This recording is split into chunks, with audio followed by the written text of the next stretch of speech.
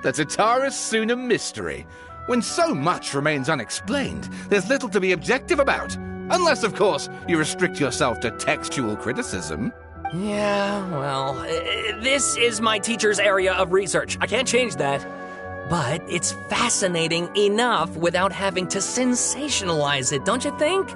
The strange location, the missing details, a mysterious person. I want to write my essay on something interesting, and I'm interested in getting to the bottom of all this. That's the only reason I came to you. Yes, you came to me, so all the more reason to take my advice. The fact is, it's the dramatization that will make people want to read it. There's no getting around that. Okay, but... Did one of them just mention Tatara Suna? But that's all the way in Inazuma! Is it just Paimon, or is it kinda unusual for someone in Sumeru to want to write a paper about that? Everyone here is just going about their business. Maybe it really is just Paimon. Guess people here are free to research pretty much anything. Great! Let's go find out what this Tatara Suna mystery is all about.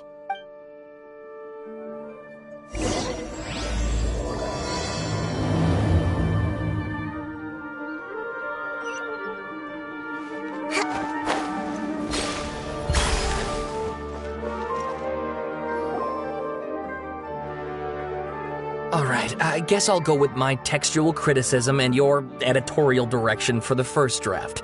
I have a feeling that the missing Kabuki Mono will end up being the main focus of this paper.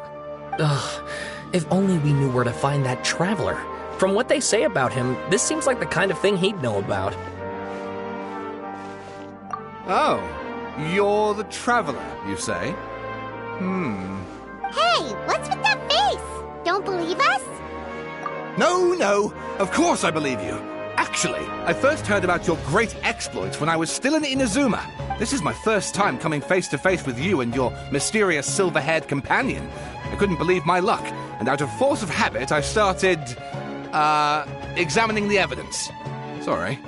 Sawada, for the love of... Sorry, we don't get out much, so our social skills are kinda lacking. Traveler, I hear you've helped many people a great deal and been to many places. Would you be able to tell us about Tatara Suna? Actually, we don't know much about that place either. In fact, we only came over here because we heard you talking about it and wanted to learn more. I see. My teacher chose this area of research as a personal challenge.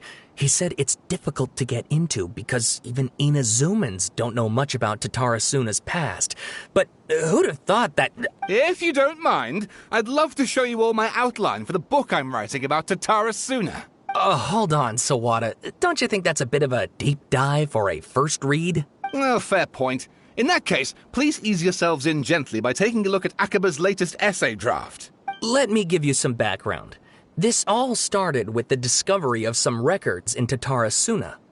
The writings mentioned someone by the name of Mikoshi Nagamasa, who crafted a fine blade. But in the end, he threw it into a fire to destroy it, and killed his servant Katsuragi.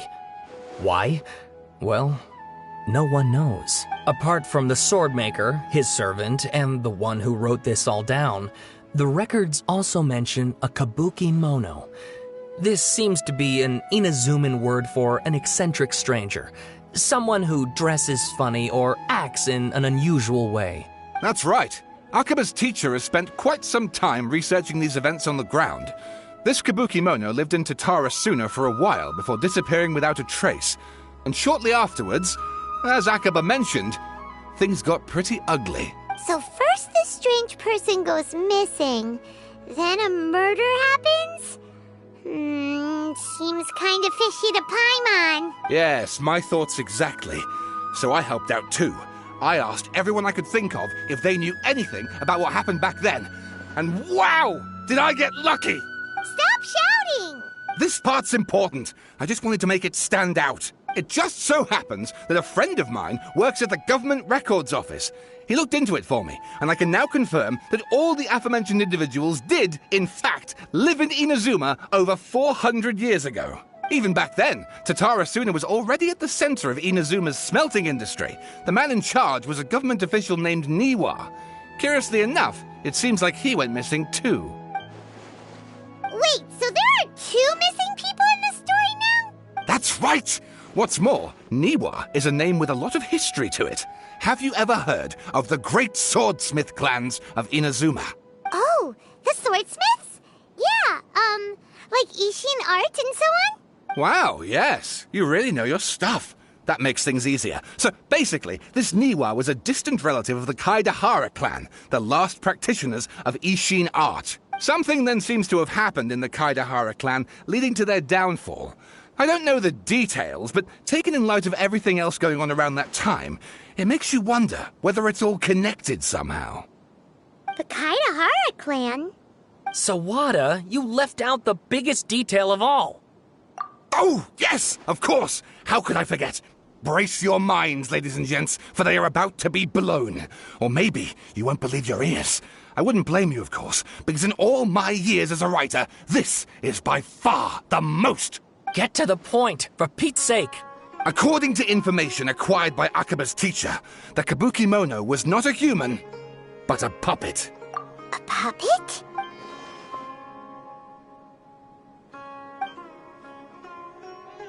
Aha! Judging by the looks on your faces, you do know something after all. No! Paimon just meant, how creepy. The way you described it makes it sound like a ghost story. I agree, it does.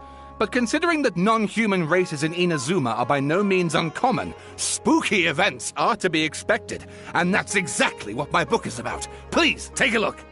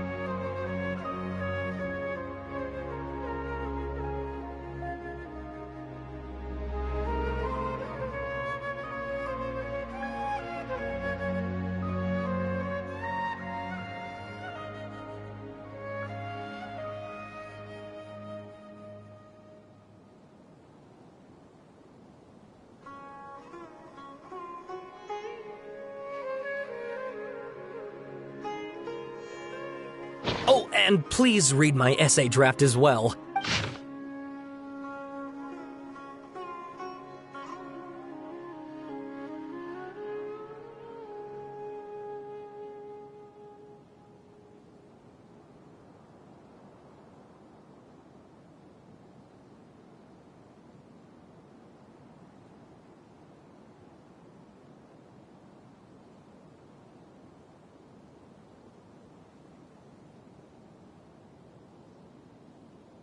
Sawada was encouraging me to follow his more creative approach, but I think essays should be grounded in facts. I don't think explaining everything away with mysterious forces will cut it. Oh, how about if I plug the holes in Sawada's narrative with political intrigue? Like, I could put a turf war between rival factions at the center of the whole series of events. Wait, you're allowed to just make stuff up? Pretty sure you've gone from essay to guessay there. Akaba, look. Your teacher has researched this extensively. I've reached out to everyone I could think of. Whatever information we have now is all that there is to know. This is as much detail as you're ever going to get. Besides, if there really was a political power struggle going on at anything like the level you seem to be suggesting, what hope would we ever have of finding out the truth? Good point. Okay, back to the drawing board, I guess. Give me some time. I need to find a new angle on this. We have some other stuff to do, so we'll have to say goodbye for now. Good luck with your essay. All right, thank you. If you find out any more info about all this, please do let me know. Thanks so much.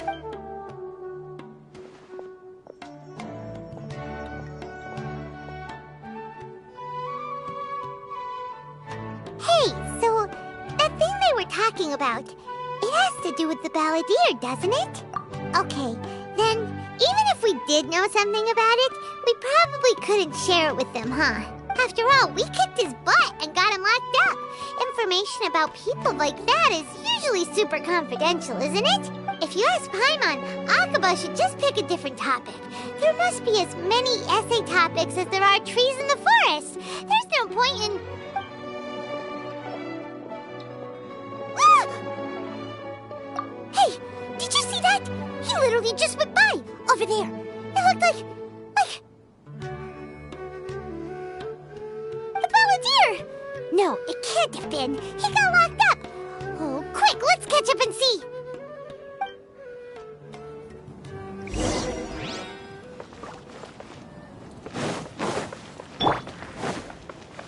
Quit following me. Squall and Fury.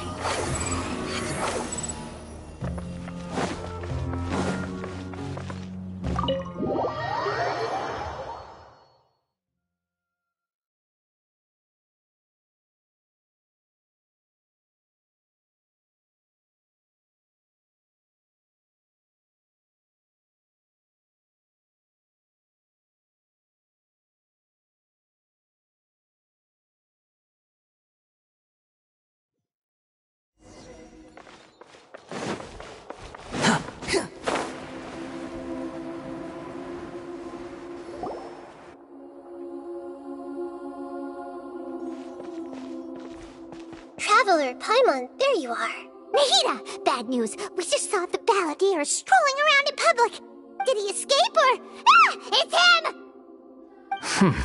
Sure enough. You're here. Hey! What are you doing in the sanctuary of Surastana? Aren't you supposed to be locked up? I know you must have a lot of questions. Please, allow me to explain. It was my idea to set the balladeer free. We made a deal. And he's gonna do some investigation in Irminsul for me. A deal? Huh. You sure you trust this guy? What did you expect? Why do you think Sumeru would keep me around otherwise? Or maybe killing me is all you can think about. But if that's the case, why haven't you done it already? Don't flatter yourself. It was... Nahida said there's still some mysteries in you to figure out. Ah, so if it were up to you, you'd finish the job? Guess I had you all wrong. There I was thinking you were just getting cold feet. Well, that escalated quickly. Not a good start. Could I ask you all to please calm down? But Paimon's worried about you, Nahida. Don't let him trick you. It's not every day you see people questioning the God of Wisdom's judgment. Just when you think you've seen it all. Don't you dare try to drive a wedge between us! As long as the terms are reasonable, I don't think there's a problem in making a deal. Even with the balladeer. Well, I for one have no reason to doubt you. Considering you even struck a deal with the doctor. Yes, one in which I gained valuable information. You'll come to understand more about that in the fullness of time. The balladeer's power was all but completely spent after your battle. He's no longer strong enough to be a strategic threat to us. That puts him in quite a precarious position. Plus, he's a former harbinger with knowledge of many of the Fatui's sensitive secrets. Being stuck here in Sumeru could make him a sitting duck, depending on how the Fatui plan to respond. Wait a second. Former? You mean he's not a harbinger anymore? I take no pleasure in saying this, but it seems as if the doctor had no intention of welcoming back a loser, so... Sometimes it's you using them, other times it's them using you. Most human relationships are this way. Certainly all the stable ones are. That's how it was between me and the Fatui, and also between each of the harbingers. So as long as you have some value to offer, nobody will ever abandon you. But after recent events, even I have to admit that I'm not worth quite what I used to be. Well, if the Fatui are gonna reevaluate my utility, I need to have a backup plan for myself. As we discussed, I don't like causing harm to living beings, and you said you need protection. So, why not join forces with us? I think these two have made their objection to that idea fairly clear, don't you? And they're your friends, so I guess you'll be siding with them.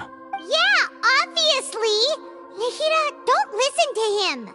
Then let's put that discussion to the side for now. We still have time. Today can be a trial run.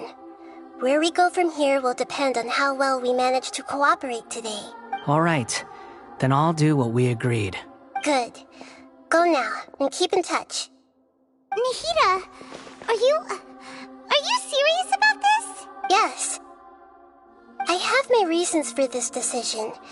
In fact, I'm largely doing it for your benefit. Yes. As I told you once before, there's information about your twin in Irminsul. Oh, yeah. Actually, that's the whole reason we came to see you today. So, you have an update on that? Mm-hmm. You may remember me mentioning that the Fatui had not included your twin's details in the Descender category. This is an extremely important point. It's possible that the Fatui have other information that even I don't know about. And since the Balladeer used to be one of them, he'll be better acquainted with this information than I am. He was granted the power to connect with Irminsul when he almost became the god of a new era. Even though he no longer has the Gnosis, some traces of its power remain in him. He can still connect. The amount of information in Irminsul is vast beyond description. Sifting through all of it without knowing what to look for would take too long, even for me. So I asked the Balladeer to search in Irminsul for any information about the Descenders. He's more familiar with this kind of information, and should be able to find it more quickly. Exactly! Or what if... Paimon just doesn't trust him! He's treated us as enemies every time we've run into him! I understand. But sometimes, everything is dictated by which side you're on. How things will go in the future depends on what information he brings back. And Traveler, I know what your heart desires most of all. Our minds have connected several times before. There is a corner of your heart reserved for an intense longing. A feeling of being all alone in the dark, searching for the one candle whose light still burns. As Sumeru's deity, it is my responsibility to be on guard against the Balladeer. But as someone who counts you as a friend, I want to do something for you. If this deal with the Balladeer can give you the answers you've been longing to find, then it's worth it. It's my pleasure, really. You're Sumeru's hero. You've more than earned it. Paimon's still worried about this idea. Is there anything we can do to help? I was going to contact you about that, but then you suddenly showed up on your own accord. Seems like we have a telepathic connection. In fact, I was going to ask you to supervise the Balladeer on my behalf while he carries out the task I assigned. Even though he only has a fraction of his full power left, that's still a fraction of a former Harbinger. If you could accompany him, it would put my mind at ease. Of course, I'll be there to help guide you through Irminsul from the outside. Great. Thank you. Prepare yourselves. I'm going to transport you into Irminsul.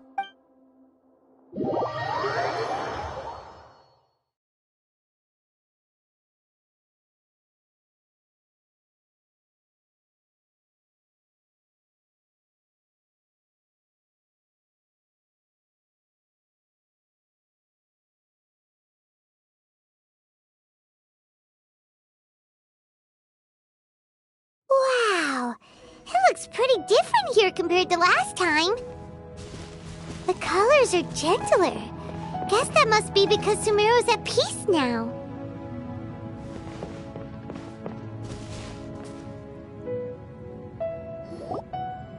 Look at that. Hot on my heels. You know, you didn't have to cut your catch-up short just to keep me company. Oh, but I guess you panicked when you realized that I might enter Irminsul ahead of you. Shut your beak, jailbird! No way a prisoner gets to be so smug! I understand that prisoners have to put up with harassment from the guards, but right now, I'm on temporary release, so maybe you should think about backing off a little. Sounds like a successful rendezvous. I need to be quite clear about something. In a few moments, you'll be entering into the innermost region of Irminsul. It is an environment like no other, and the most important place in all of Sumeru. Unlike anywhere else, Irminsul's inner region consists exclusively of torrents of information. You must put aside your differences and be extremely careful as you navigate your way through. I know there are many grievances between you, on both sides, but it is essential that you remain calm after entry. This is as much for your own safety as anything else.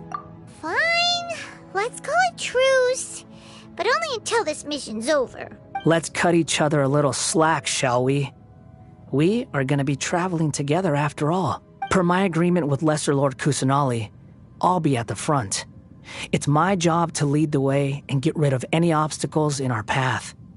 All you have to do is keep your pretty eyes open and try not to fall behind. You sure are confident. Paimon will give you that.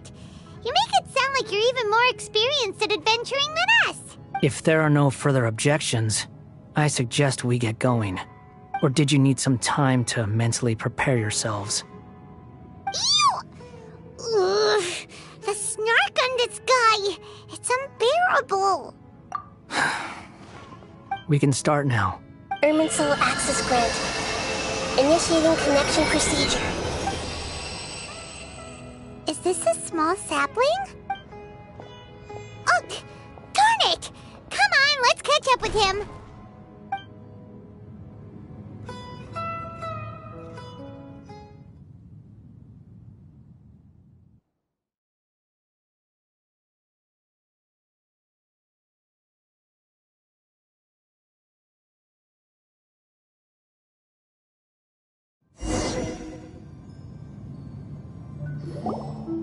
Wow! So this is the inside of Irminsul. Ooh! Paimon's never seen anything like this. And it feels like a sacred place. Irminsul is closely intertwined with the entirety of Tevat. Every bit of information flowing here means something. Pick your jaws up off the floor. It's time to go. Why is it that Paimon just wants to do the opposite of everything he says? Lesser Lord Kusanali, we will now proceed to the heart of Irminsul. Can you still sense where the heart of Irminsul is? Yes. Permission to begin searching for information there? Permission granted. Go ahead. Let's go. Stay close. Don't go running off. Hey, so, say we did go running off in here. What would happen? What are you smirking at? I was just imagining the look on your travel companion's face if you went and got lost. Anything's possible in here. You can't rule anything out. So if you want to stay safe, your best option is to stick close to me.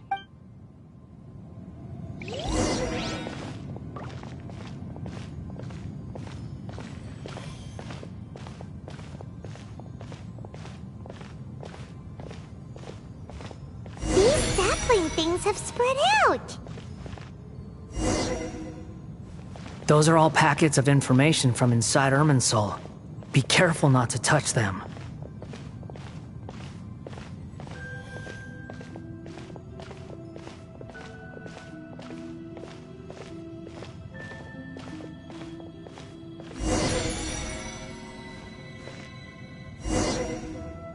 It looks the same in every direction.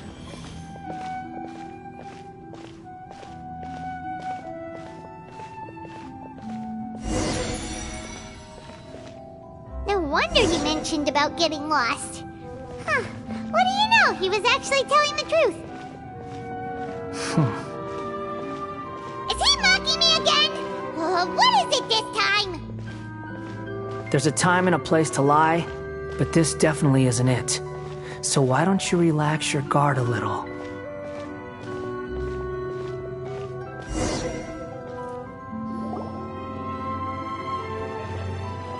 We're here. What a huge tree! Lesser Lord Kusanali, Good, you made it. Are you ready? ready when you are. Then please begin. Preparing to access cognitive currents. Establishing waypoint. The Balladeer's actually doing what Nahida tells him. Guess he must want to stay alive.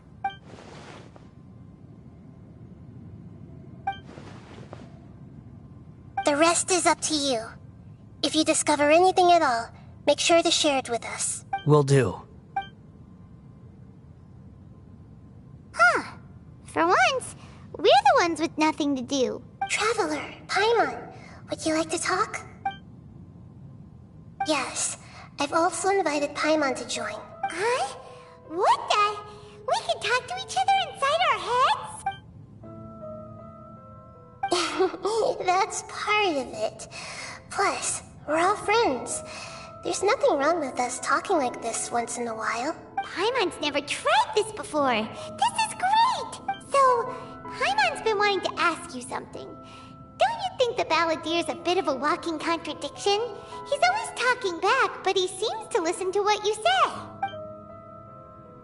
As I've told you before, there are still some mysteries for him to resolve.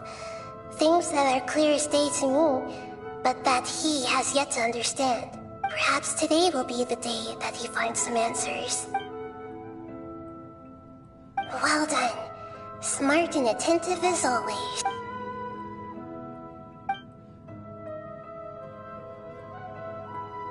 So, you made contact with that part of his mind. Well, it's true. Betrayal turned the Balladeer into the person he is today. Huh. Paimon thought nothing could get under that guy's skin. Turns out, he can get hurt and angry just like anyone else. Everyone has a history, Paimon. Even if you're a puppet created by the Electro Archon. Speaking of puppets, we ran into two people at the Academia today talking about an essay. Turns out their topic was about the Tatarasuna incident. Nahida, do you know anything about that? If you mean the mysterious events, the Kabuki Mono and so on, yes. I know about all of that. Really? Because from what they were saying, it sounded like lots of Tatarasuna's history is still unexplained. And most of the information we have now is just from people filling the gaps with their imagination. At least that's what they thought. Oh? How interesting. Those two managed to deduce quite a lot through guesswork alone. So the Gesse got it right? Well, they guessed right about one thing. Tatarasuna was sabotaged. Must be a riveting conversation you three are having. Funny how all the good ones happen when I'm not involved. What makes you think we're talking to each other? Don't insult me. You're having a private conversation without me. Obviously, I must be the topic of said conversation. Of course you do. You can't have your prisoner knowing too much. So, have you found anything yet? Still looking. Don't get your hopes up, though. You and your twin come from outside this world. It wouldn't surprise me if there was nothing on either of you in Irminsul at all. Wait! How did you know about that? Did Nahida tell you? It's not like we've never met before. And anyway, you're world famous. It'd be more surprising if I didn't know a few things about you. Right now, we have to keep the peace. I'm not interested in creating more misery for myself. And making cordial conversation is something I can manage. Huh? Wait. This light. It looks similar to those saplings. What could it be? Anonymous data. Hey, don't you forget the agreement! You have to share it with us! Shh. Just wait. Mr. Niwa, are you certain this is worth the risk? We are talking about Tatarasuna's furnace, after all. It may not pay to act rashly. There's no one else who can enter the furnace. It has to be me. Is that so? Well, since you insist. It's...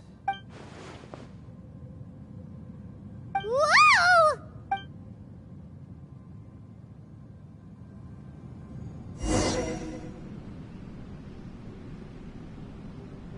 I have been in Tatarasuna for some time now.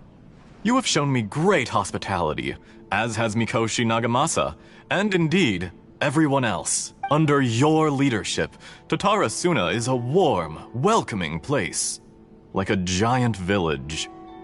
People are gainfully employed. Their lives have purpose. They are motivated. As I understand, the Raiden Shogun has, in recent years, eliminated much of the evil that plagued Inazuma. As for Tatara Suna, it was originally established as a means of safely disposing crystal marrow. The forging industry with crystal marrow as a raw material has since flourished, giving rise to generations of swordsmiths. Some world-renowned, others unknown, all passing on their legacy. Skills, blood, dreams. Every smith brought into this trade looks to find their purpose between steel and blade. That is why you accepted the proposal brought to you by myself and Akame. Yes, well, were it not for you coming to Inazuma and happening to make Akame's acquaintance, the two of you never would have joined forces. And he would be the first to admit that there's no way he could have revolutionized our forging process like this on his own. At least not on the same timescale. You allowed Akame to take all the credit for a method that you jointly developed. He sold it to me, and now every piece of ore here is smelted using the new technique. Even now, you remain one of Tatara Suna's key consultants, working right here alongside us.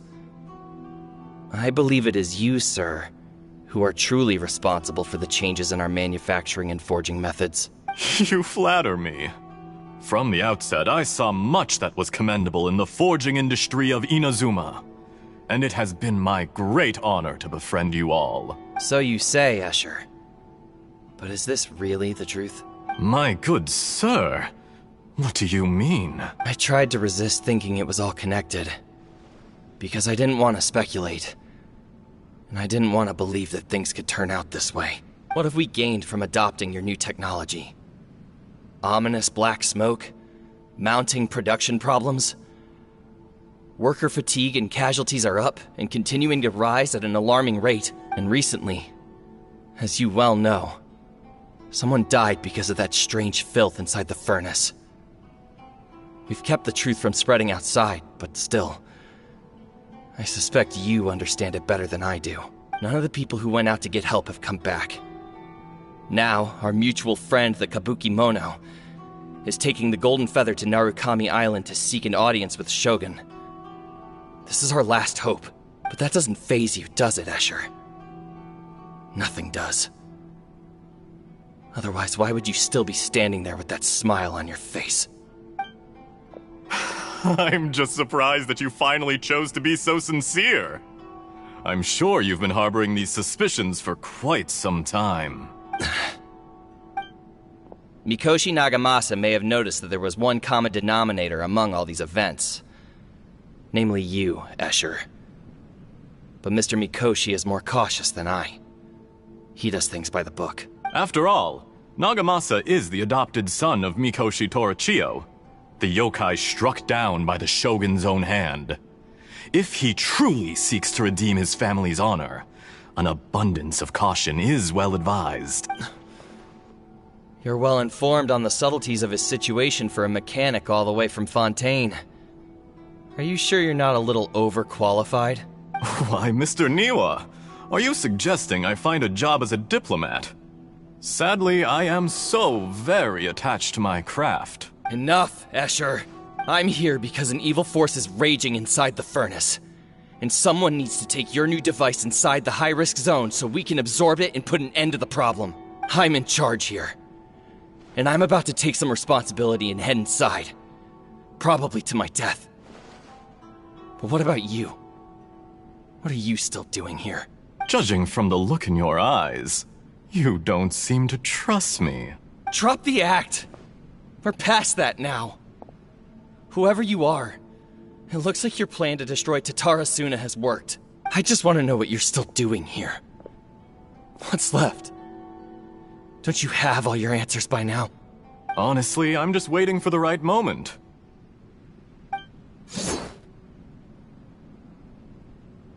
A moment like this, where you finish talking and I stop you from entering the furnace. You...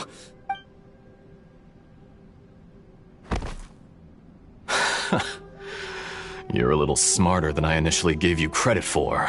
I thought I'd disguised myself exceptionally well, at least for the first few days. But to my surprise, you had your people look into my background right from the start. It's a long journey from Inazuma to Fontaine, but that didn't stop them. Eventually, they managed to confirm that Escher was an alias, and that I was not from Fontaine at all. And yet, despite all of that, you still fail to realize my true identity, and what I seek in Tatarasuna. Did you really think you would be able to see through my plan? If you kill me, there's no one who can get inside the furnace. So you're really going to destroy this place? Is that it? Oh, but you're quite wrong. There is one other person.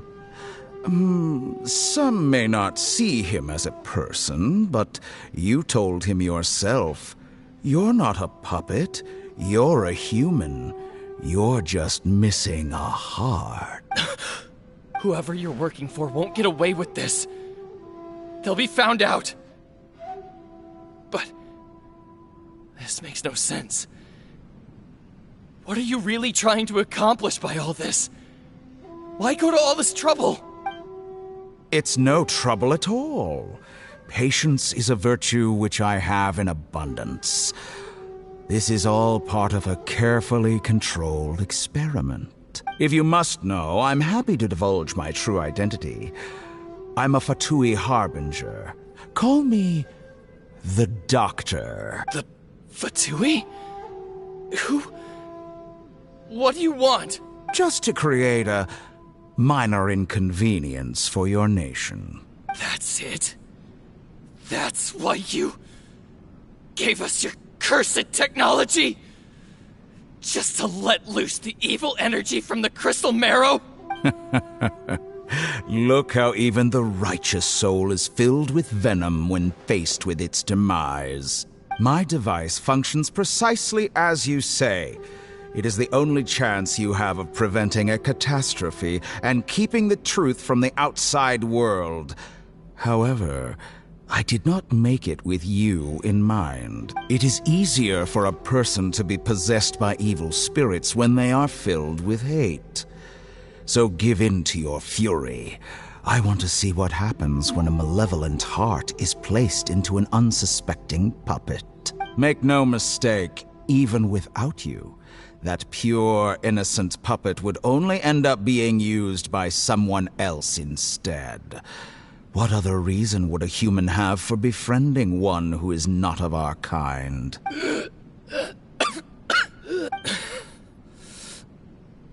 If you give him my heart, tell him that both Nagamasa and I see him as one of us.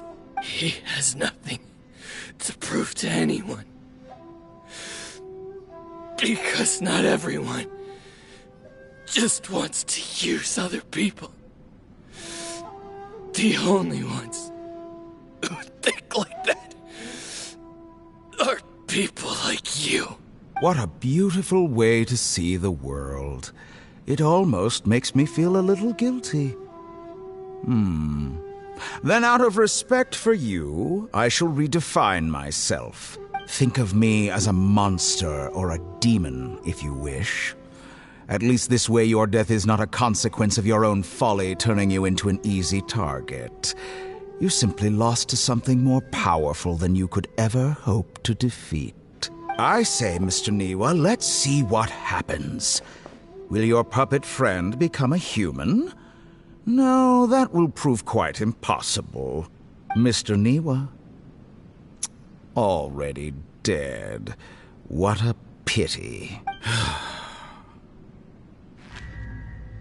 Jester, I have completed the task you gave me. Creating a gap and infiltrating Inazuma's inner workings. What fun it was. I'd like to introduce a puppet to you. If he proves useful, let's make him our newest comrade. And if not, let's turn him to dust.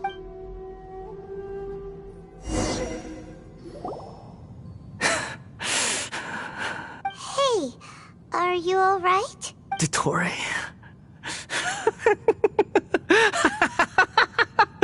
Dottore! Good. Good. Was that the doctor? Did he turn into a mechanic from Fontaine? But why did we see things from his perspective? When I touched the doctor to confirm whether he'd eliminated all his segments, I read this memory in his mind. You have to admit, it must be the truth. Maybe so, but it means nothing. Does it? But this memory shows that Niwa didn't betray you. He never meant for you to be the one to take the device into the furnace. You know very well what that means. Even more so than I.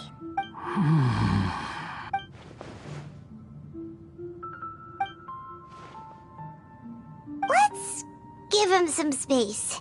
He looks really mad. Paimon doesn't want to be anywhere near him right now. We need to give him some time to process his emotions.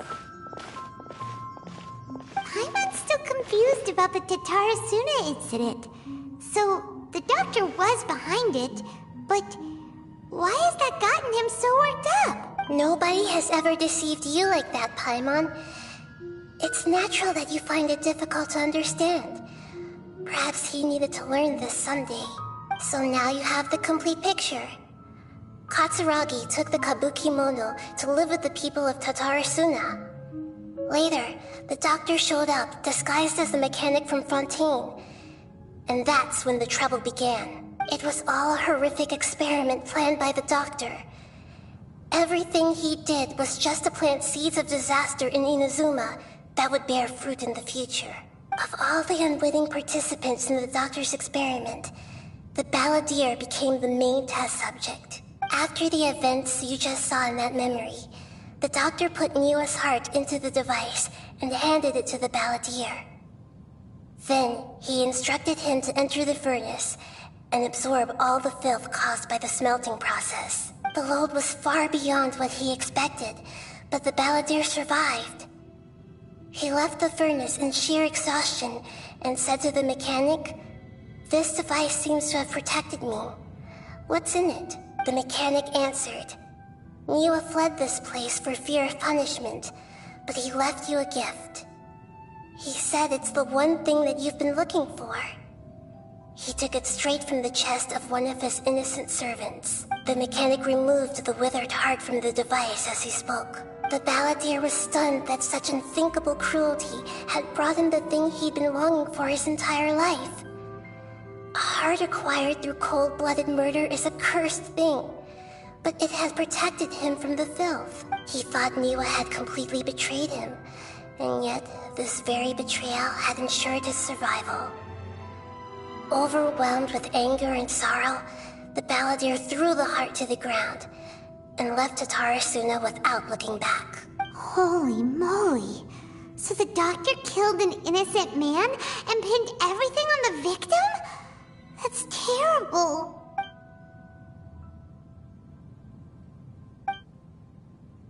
Yes. Only if he understands this can he choose a new path forward. Dottore, you brazen-faced... Niwa didn't run from justice. You killed him.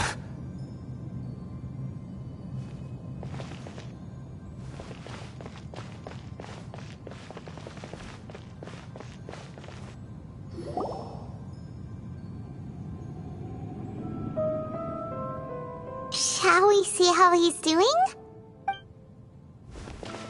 Hey, you alright? That's a scary expression. Are you worried about me? If we didn't have such a history, I'd almost think that qualifies me to be your friend. It won't. I'll keep my end of the deal. Hey, are you investigating the stuff we want to know about? That's why we're here. But unfortunately, there's no information about the Descenders in Irminsul. Even if you can't find anything, that seems to confirm it. Irminsul does not keep records on the Descenders. Anyone who comes from beyond this world is not counted as part of Tevat. Oh, Does that mean we have to leave empty-handed? Don't thank me just yet. You look really upset. Well, since Irminsul was a dead end, I guess I can share some other info that might interest you. Huh? About what? The reason why there are records about your sister in Irminsul. It might have something to do with Conria. Apparently, Conria was her first destination when she arrived in this world. Plus, she only came to this world because the heavens responded to the summoning. The heavens responded? The Jester told me this himself. You can take his word on this. He was a royal mage in Conria, and lived with your sister for a time. I don't know the details. It's up to you whether you want to believe me.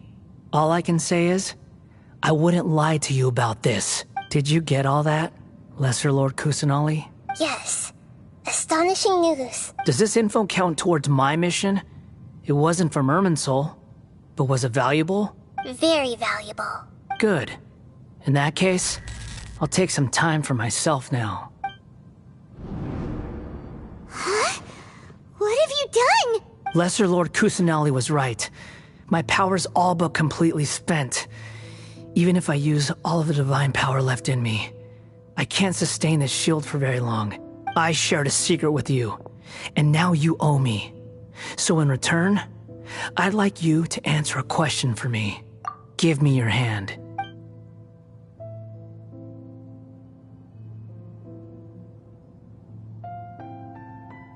Can you hear my voice inside your head? No, I can't do anything like that anymore. At most, all I can do is exchange a few words with you. So tell me, in this world, is it possible to change the past? Done. Huh? What the? What happened? Paimon only saw you hold hands for a second. Nothing. I was just thanking him for helping me.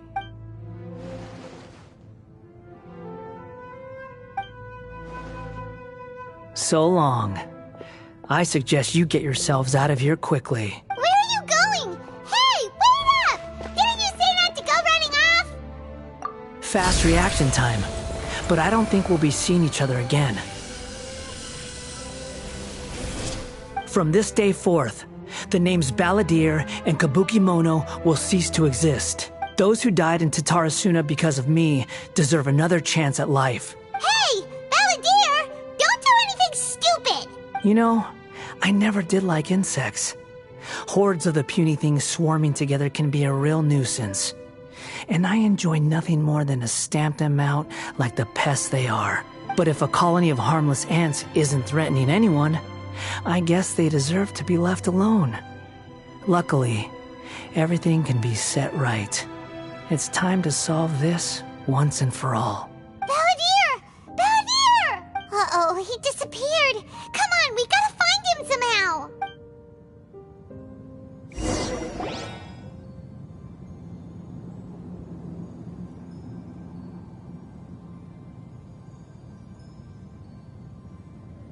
Oh no, he's really gone!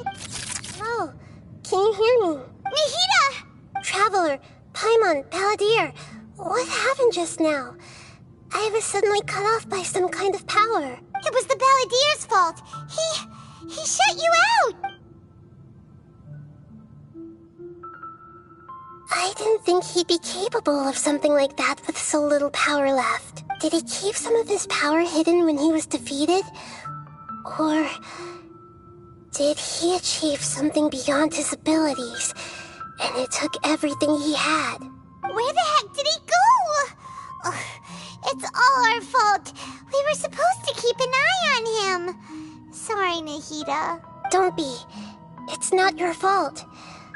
Please, let me handle this from here, even though I'm not sure I can solve it. We're running out of time. Follow my lead and get out of Irminsul as soon as possible.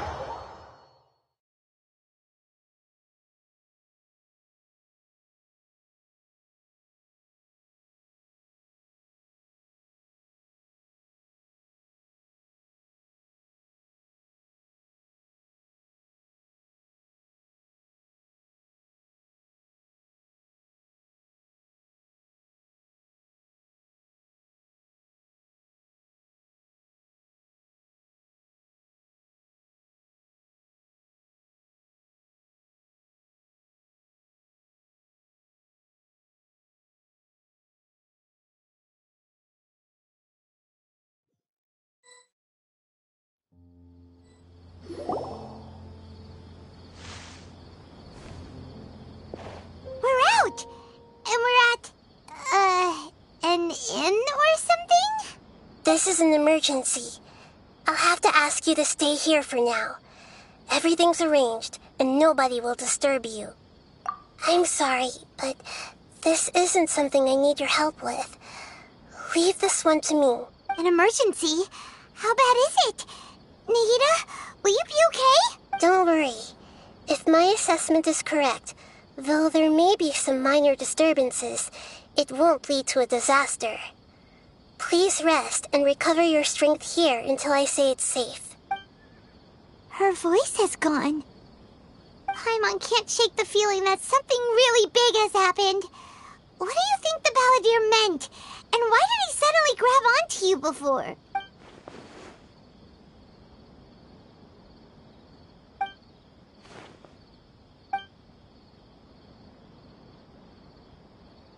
He wants to change the past? But surely that's impossible! Right! You can't just rewrite history! All that stuff happened already in real life! It's like, imagine Paimon drank all the water in this inn. Even if no one was there to see it, Paimon would sure as heck remember drinking it. So, why does Paimon still have a bad feeling about this? Paimon can't help but feel scared about what he might do. Paimon's so confused. Huh? Ah! Sorry. Paimon accidentally... It's the Balladeer's fault for causing Paimon all this mental stress. But erasing yourself from history? It's unthinkable. Is that really possible in Irminsul? Uh-oh. Paimon's head is overheating from trying to understand what he's up to. And it's still not working. Ugh. Paimon's had it with that little brat. He's been nothing but trouble ever since we met him. There's no way he'll actually succeed, right? Otherwise, won't everyone who's connected to him be affected too?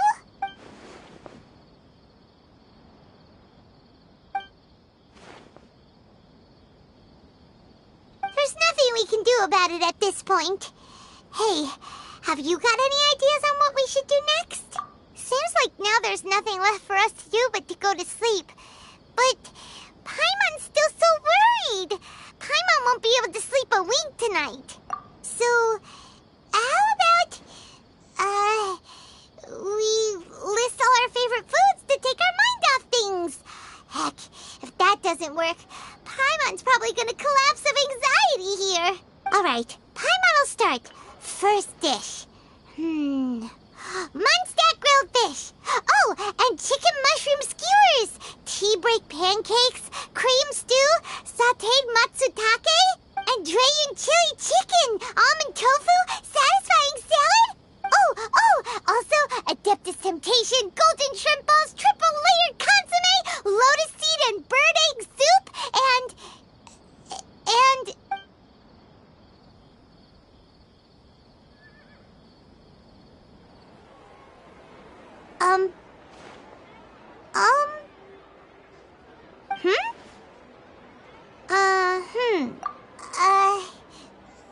What do we... What was Paimon supposed to be doing just now? Paimon was, talking? Huh. Paimon suddenly can't remember what she was talking about. What was it again? The Balladeer? Is that a food too? Huh. Weird name, though.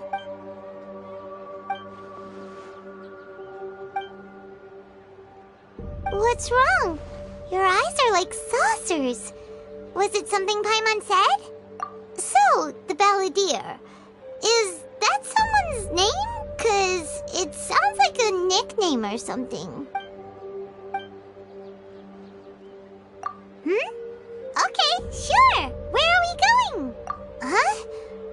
Fine by Paimon, but is everything okay?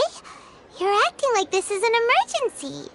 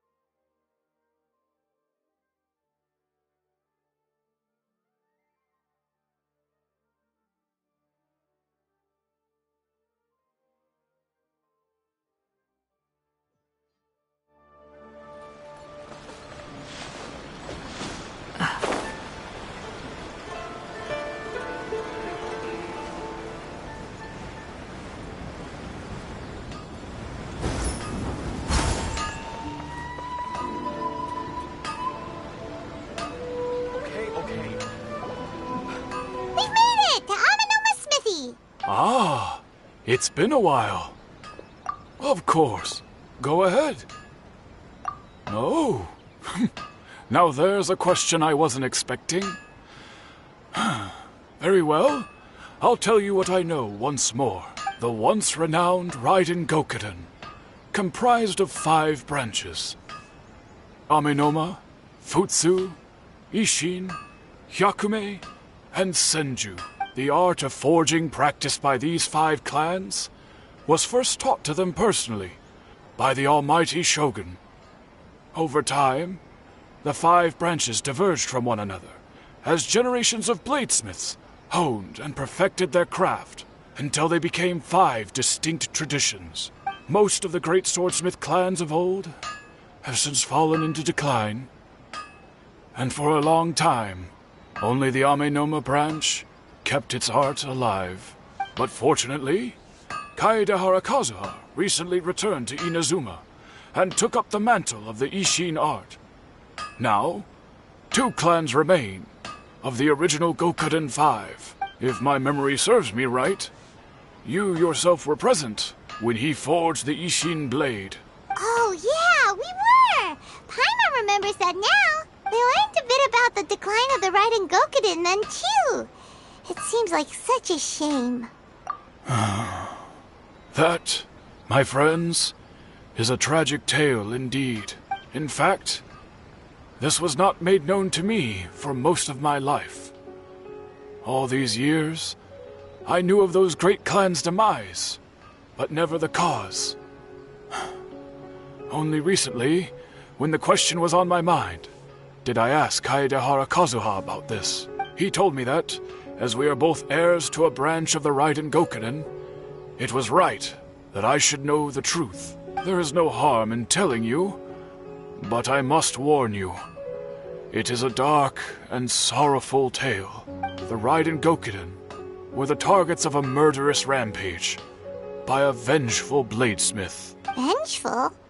Why? 400 years ago, so I'm told, there was a catastrophic malfunction in Tatarasuna's furnace. One brave swordsmith heard the commotion and chose not to flee, but he rushed to the scene, hoping to prevent a disaster. Tatarasuna was home to a state-of-the-art forging and smelting operation in that day, and overseeing it was the armory officer. His surname was Niwa, though he had family ties to the Kaedehara clan. Knowing that they had just one chance to save countless lives, Mr. Niwa and the swordsmith leaped together into the furnace.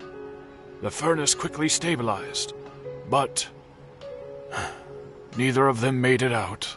The smith's death, though heroic, dealt a devastating blow to his family's fortunes. His orphan son was left to fend for himself, and grew up deeply resentful at the world. In his heart, the whole of Inazuma was culpable in his tragedy. He hated the almighty Shogun for her apparent indifference towards his father's death, and he hated everyone who had done nothing to try and save him. Powerless and destitute, the only legacy he had to pass on to his children was his hatred.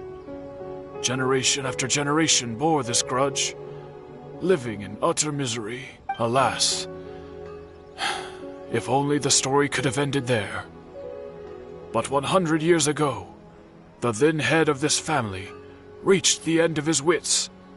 He could bear their fate no longer, and yet he could do nothing to change it. Finally, he made a drastic decision to take revenge on the Raiden Gokuden. In doing so, he sought to vent his pent-up anger and shake the very foundations of Inazuma's forging industry. In his fury, he murdered indiscriminately, killing even bladesmiths from the Hyakume clan which he belonged to. His goal was absolute, the devastation of all of the Raiden Gokuden. But when he came to the Kaedehara and Kamisato clans, his killing spree came to an abrupt end. He failed to catch them unawares. They fought back fiercely, and they did not spare his life. That is why the Kaedehara clan and their Ishin art survived that day. I suppose they were the lucky ones. under the dire circumstances. Was there anything else you wanted to ask? Kazuha? Why, yes. Just yesterday, in fact. We spoke for a while over some tea. He seemed well. My pleasure. Don't tell Paimon. There are other places you want to visit too, right? Your expression says it all. You can't hide anything from Paimon. On to the next stop. Lead the way, traveler. Paimon will be right behind you.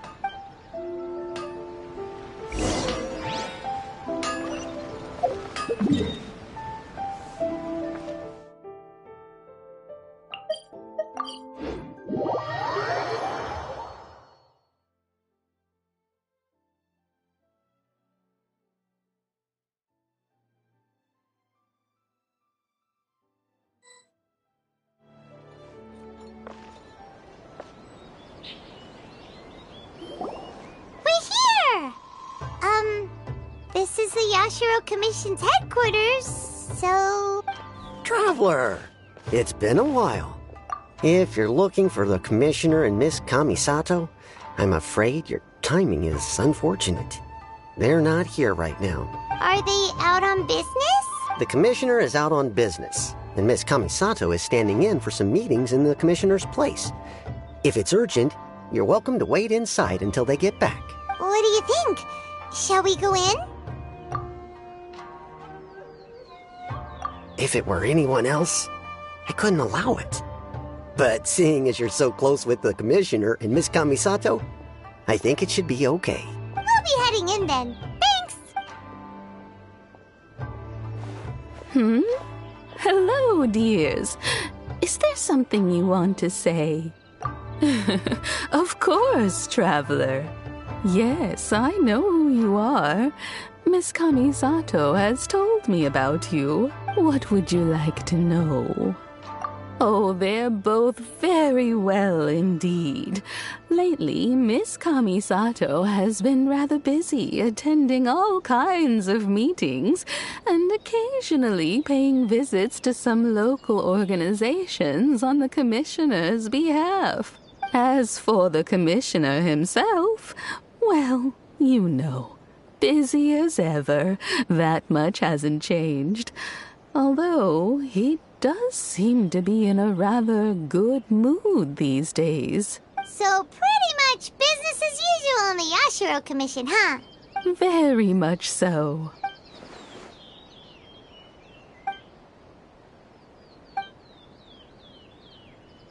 Well, got any more questions? You're very welcome. In fact, I would love nothing more than for you to come and visit more often. But I'm sure you must be far too busy to have time for that. Miss Kamisato talks about you all the time. She seems so thrilled to have you as a friend, and she's always saying how talented you are and how much she admires you. I must say, many things in Inazuma seem to have taken a turn for the better since you arrived here. So you're not just Miss Kamisato's knight in shining armor, you know. You're a hero to us all. I mean it. Whenever the Commissioner dines at home, Toma always joins him. I always find myself at my most relaxed when I'm serving the two of them and listening to them chat away. The Commissioner has such a busy schedule that he doesn't always have the chance to take his meals at home. But given the opportunity, he always prefers to dine here. They say it's because Toma's a much better chef than most. Oh, the Commissioner is so fond of home comforts. They get to talking about you sometimes too, you know. Always with a very fond tone. The way one would talk about dear old friends around whom one can truly be themselves. Miss Kamisato occasionally joins them as well. Whenever the whole family gets together and they start talking about people they've met and experiences they've had, you always get a mention. It's been many years now since the late Mr. and Mrs. Kamisato passed away. Much has happened in the Kamisato clan in that time. As someone who is old and gray enough to have watched their son and daughter grow up, it makes me so happy to see them meet a dependable friend whose company they enjoy so much. So, in the future, if you ever do have the time, please know you are always very welcome at the Yashiro Commission headquarters. There will always be at least one old lady who would be delighted to have the pleasure of your company. Wonderful. Thank you. Paimon likes it here too. Also, you were saying something about the food here being really great. Paimon's itching to try it. We may just have to invite ourselves around for dinner sometime. Paimon meant we should come pay a visit again real soon. Ideally around dinner time. Of course. You're always welcome. Alright, goodbye for now. Where are we going next? Great! Goodbye, ma'am. Don't worry, we'll see ourselves out. All right, then. Take care now. Hope to see you soon. Oh, are you two leaving already? Yep, everything's taken care of now. Don't worry. Very well. Safe travels. Goodbye.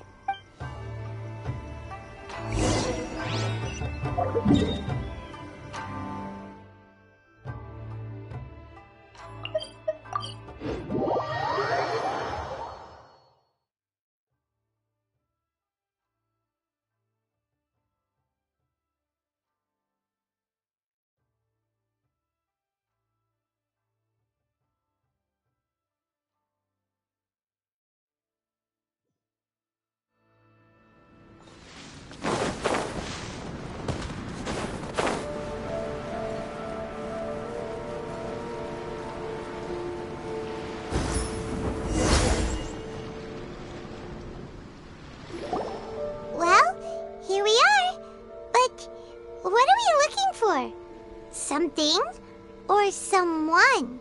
Do my eyes deceive me, or is that the Traveler and Paimon? Xavier, what are you doing here? I was in the general area, and now I'm in this specific area. There, that's me. So what about you two? We have some questions and thought you might be able to help. Certainly do. I've researched the furnace here in some depth. If there's anything you want to know, just ask away.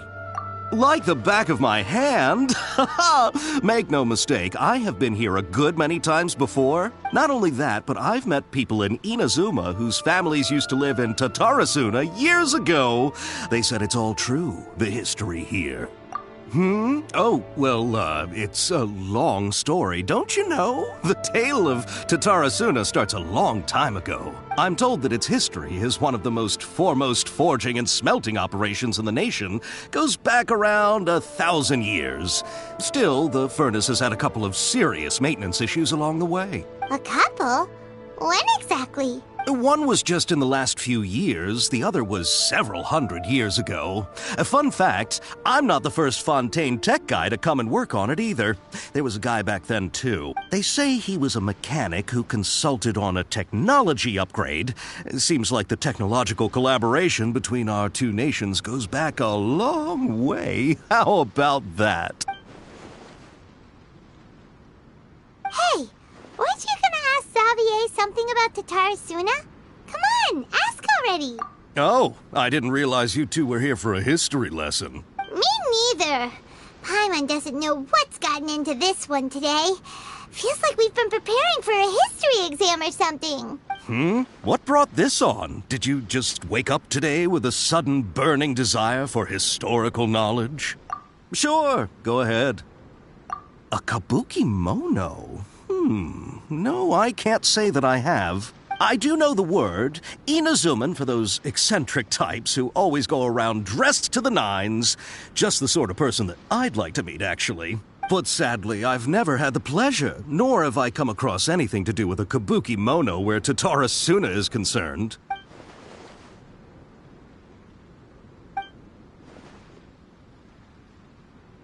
Of course! Don't mention it. Oh, we're leaving? Okay, bye, Xavier. Oh, you're most welcome. More than happy to help. Farewell. Looks like you got all the information you're looking for. Sure, but what's up with you today?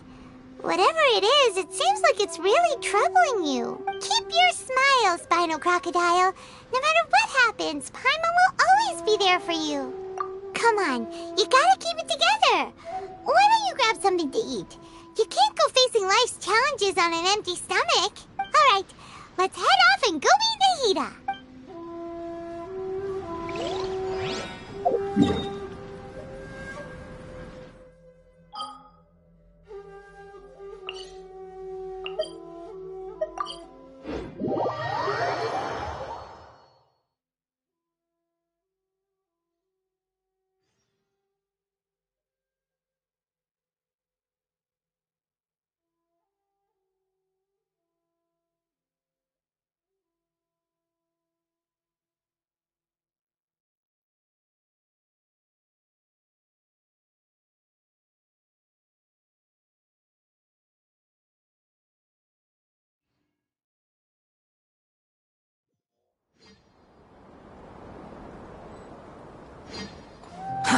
Too slow.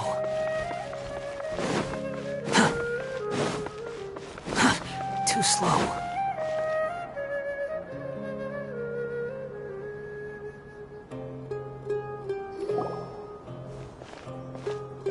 Hey, it's them!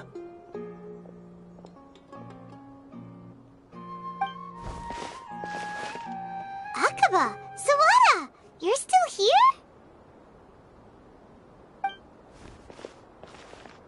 Indeed we are. If you have a moment, we'd love for you to join us once more. We have time. What do you want to talk to us about? It's the same topic we discussed last time. Obviously. Still looking for more info about Tatara Suna, huh? Should we join them? Unfortunately, we haven't made any real progress. Huh? Oh, of course.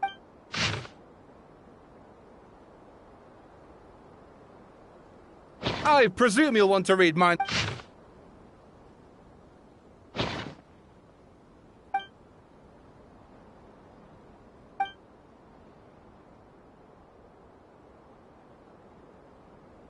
Well, what do you think?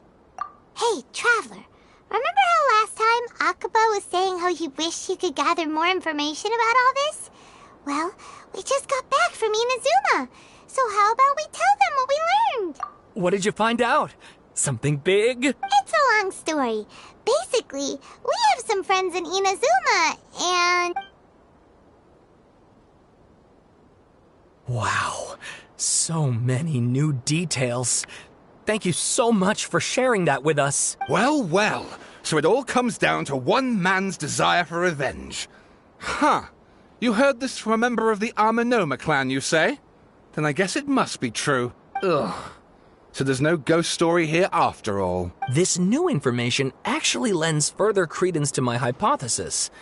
Evidently, swordsmiths were seen as having an incredibly prestigious role in society those days, to the extent that harming them was conceived of, at least by the perpetrator, as a way of exacting revenge against those in power. Yes, okay, point taken, you were right. But that doesn't mean I can't carry on with my novel. And they're back at it. These guys are really into this. Oh, so sorry. Look at us, prattling on about our projects and ignoring you. Thank you so much for the information. You're welcome. See ya. Keep us in the loop if you find out anything else. Will do.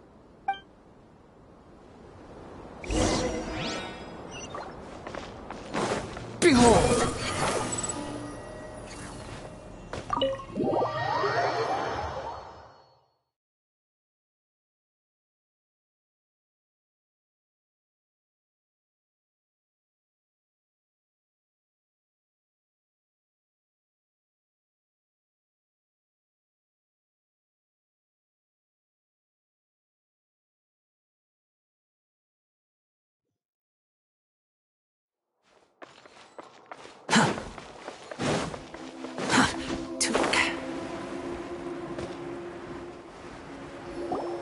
Nahida, we're here!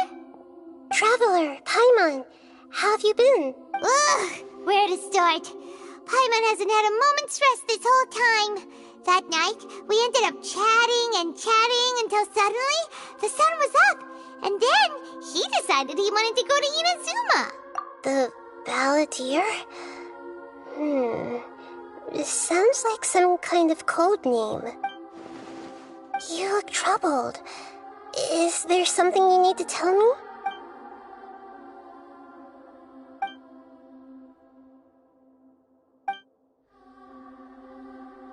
Traveler? Hey, what's wrong? You look so upset.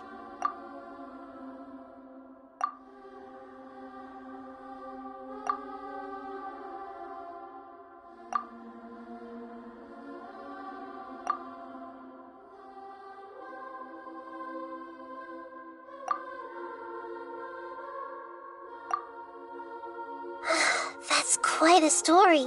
So, this puppet known as the Balladeer erased himself from Irminsul, hoping that he could change the past. But how was he even able to do that? As the traveler said, he very nearly became Sumeru's deity. Admittedly, I remember it a little differently. I don't recall finding anyone inside the machine after we defeated it. Nevertheless, it does make sense. If someone were to successfully erase themselves from Irminsul, the world would change to reflect the new reality. So, you believe this person really existed, and we just don't remember him because... well, because he literally changed the world? Yes. Theoretically speaking, it is possible to do this. But I'm struggling to imagine the kind of person who would dare go through with it. The traveler comes from a world beyond Tevat. That's why there's no information about him in Irminsul, and it also explains why any changes to Irminsul wouldn't affect him. So if there's anyone in the world capable of retaining memories from a past that has been rewritten, it's you. It's quite incredible when you think about it. Paimon's having a hard time understanding this Balladeer guy's motivations. Why did he do it? I can only make inferences based on the information we've been given. As for what kind of person he was, only you remember that.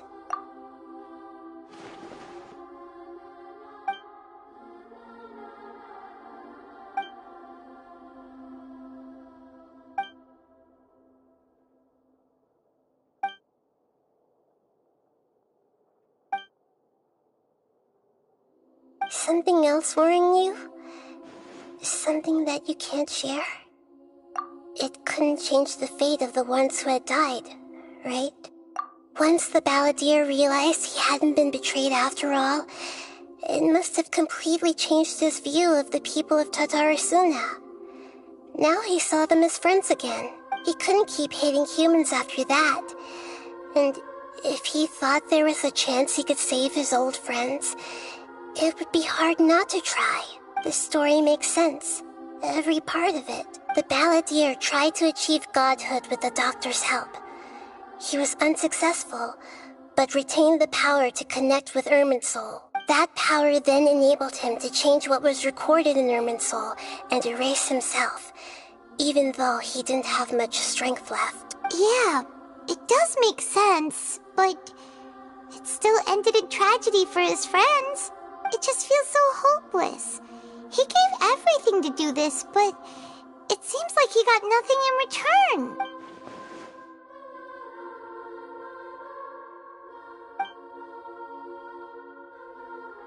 Please wait a moment. I want to check something. Found it. This should be the one. It turns out that I have a strange way of confirming everything he has told us. What is it? A record from a personal collection. It was tucked away in a corner. You should take a look.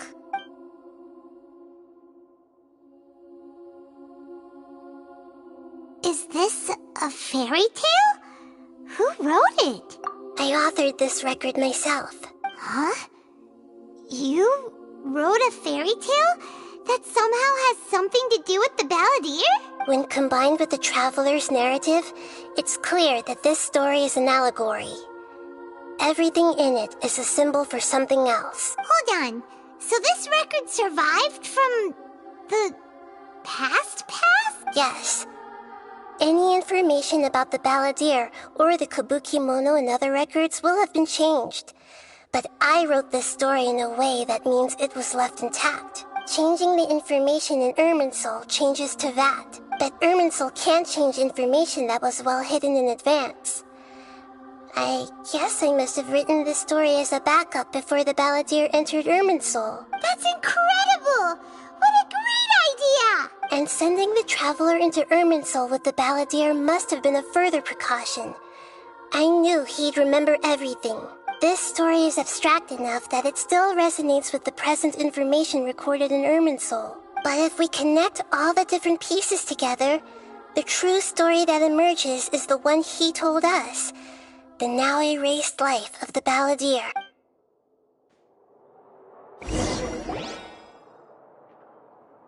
There was once a lone monster draped in fox fur. The monster found a family of foxes, joined them, and they became friends. The monster lived with the family day and night, and everyone treated it as one of their own. Once in a while, the monster would take off its fox fur at night and lament to itself as it gazed at its reflection in the water. I am a monstrosity, yet they are too foolish to see it. I pity them. But the monster soon found solace when another came to live among the foxes who was not their kin. A kitten, carved from the wood of a white tree, who had been abandoned by the humans. The kitten too wished to become a fox, but its tail was too slender and it could not grow a coat of richly colored fur. Yet when the other foxes saw this, they spoke words of comfort to the kitten. Even without a tail and fur like ours, you are still one of us. Furious at this happy resolution, the monster lit a fire on the mountain. The terrified animals panicked as the fire spread. The only way to extinguish the flames was to make a sacrifice. A gray fox stood up and addressed the monster. It said, "You are the cleverest among us. Surely you can help us find a way to solve this." The monster smiled, led the fox toward the fire, and murdered it. The gray fox's heart was turned into a beautiful drop of water, clear, spotless, and pure. The monster gave the heart of water to the kitten, telling him, "The foxes have decided. You are the one who must be sacrificed. Take this, quench the flames, and die for your fox kin." The fire was extinguished, but the kitten lived. It left that side of the mountain and found a little bird who had a broken wing. The two promised they would spend their whole lives together, but the little bird did not have long left to live. It passed away soon after. After burying the bird, the kitten left the mountain for good. Never again would it cherish a single creature nor a single blade of grass that stood on that mountain. The kitten spent the nights wandering aimlessly, gnashing its teeth at the moon. how it wished to swallow the moon and devour the moonlight. If the world could only return to darkness, then it would finally be peaceful and content. I will become the new moon, the answer to everything. Then, no one will know that there were once birds, foxes, and cats in this world. And no one can know that they were different.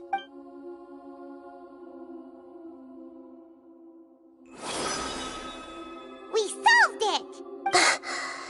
I remember now. This is not just the Balladeer story. It is his very own memories. I made a backup so that it would be preserved no matter what happened. To become a god, he was experimented on and modified countless times. It was brutal torture, and the only reason he was able to survive is that he was a puppet. This memory was extracted from him by the scholars. Presumably, they kept it to have something to defend themselves with. Creating a deity was just the first step. Some of them wanted to be able to control it. That's why they backed up his memory for later use. I buried it deep inside one of my own dreams, and then hid it inside an allegorical story so that it wouldn't be altered. It's hard to believe that this person really existed, let alone that he tried to get rid of us on more than one occasion. Paimon has no memory of him at all. He completely vanished like a puff of smoke. The Balladeer agreed to help me look for information about the Descenders, and although he was unsuccessful, he still helped you. Before he vanished, he confirmed an important detail, that Conria was where your twin first came into this world. We still don't know how the change to Irminsul will affect the senior ranks of the Fatui, but in all likelihood, they won't even remember their own Harbinger. It sounds like Paimon wouldn't like this guy a whole lot if he was still around. But still, Paimon doesn't like the way it all ended that much better. This is why wisdom alone cannot answer all our questions. We look, we see, and we comprehend, but the question still troubles us. So the answer is not everything. People yearn to find the truth and then conquer the troubles they face. When you give someone the truth, you give them a chance to choose their own destiny. To others looking on, this may seem like a pointless endeavor, but for him, the chance to act on his desire to disappear must have meant a lot. Never forget that even when we walk beneath dark clouds along a road filled with suffering, the light of wisdom is always there, guiding us toward a better destination. And that is what you have been doing all along. Yeah, Nahita's right. Cheer up! How about we go get something to eat? We can pick up this heavy conversation again later. Good idea. Paimon, why don't you take him out for a walk to clear his head? You got it! Come on, Traveler! You need to get out of your head for a while. You'll feel much better after taking a walk. Let's go get a snack from one of the stalls in the Grand Bazaar! That'll be sure to lift our spirits. It must be really tough being the only one who remembers all that, but Paimon's always here to help cheer you up. There's a few things I'd like to look into. You should go take a walk and try to unwind.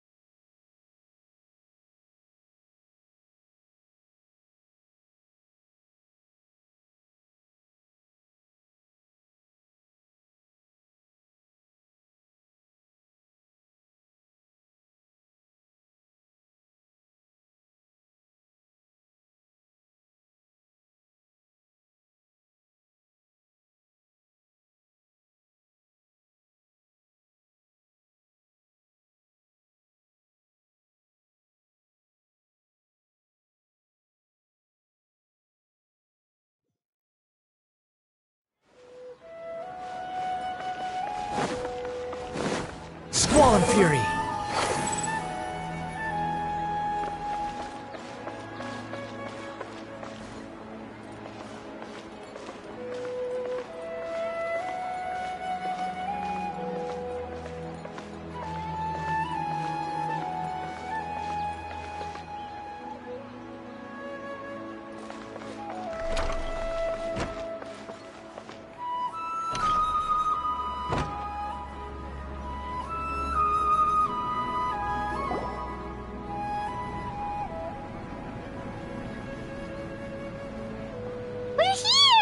What should we eat first?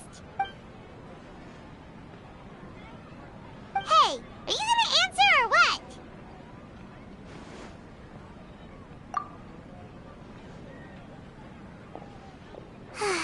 Alright, whatever you want. Well, Paimon will be right here when you figured stuff out. Then we can get something to eat.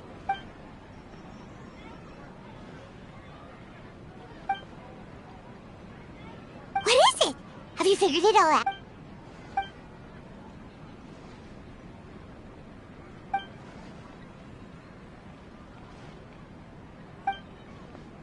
Why'd you jump up all of a sudden?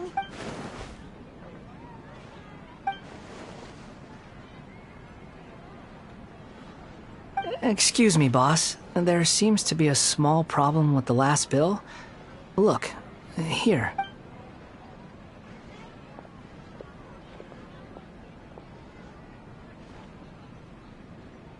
Hey! Hey, wait! You mean me? No, not you. That kid! Didn't you see? Little rascal grabbed my last 2 fresh Sunsettias and ran off. Look, if you're gonna help out here, you can't keep spacing out, okay? What is it?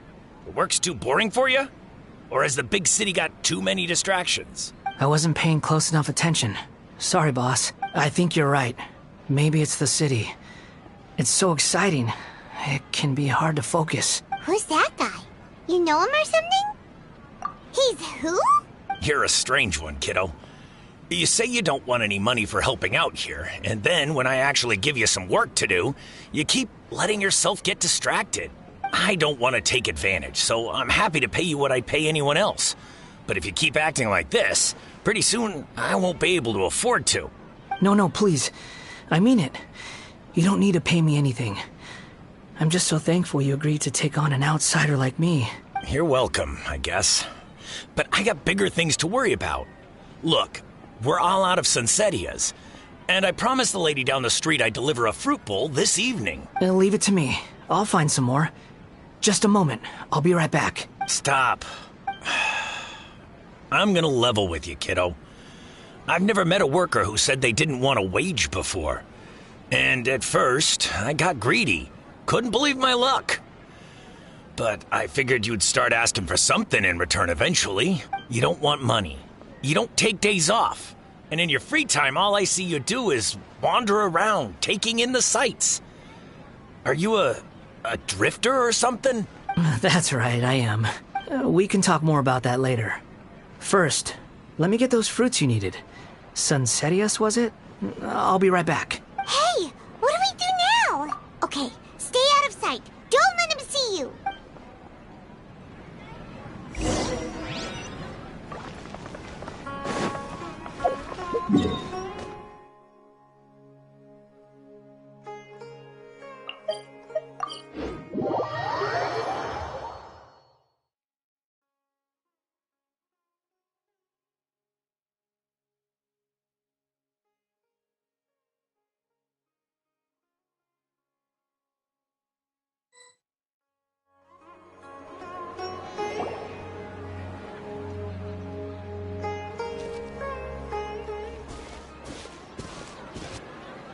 Yeah, this'll do. Even though you say he's the balladeer, what are we planning on doing? Stealing his Sunsettias? Isn't that a bit too cruel?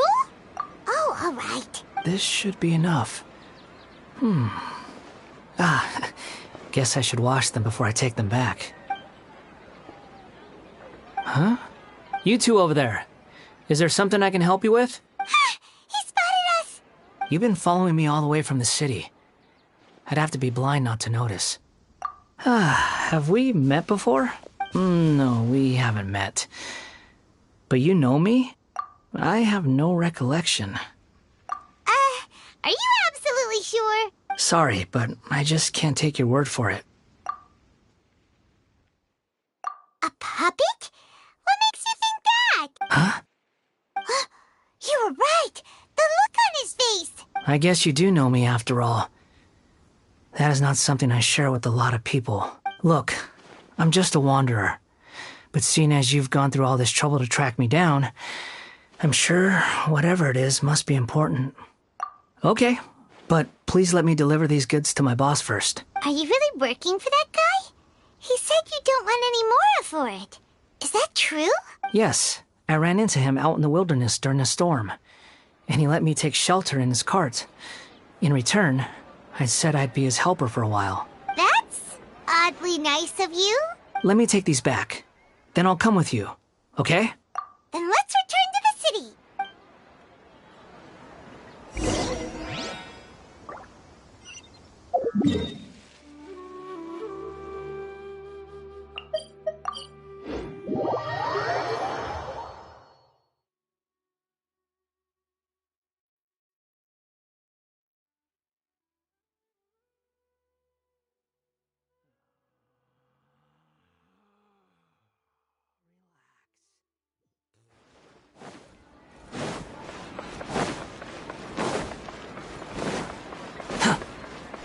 The wind rises.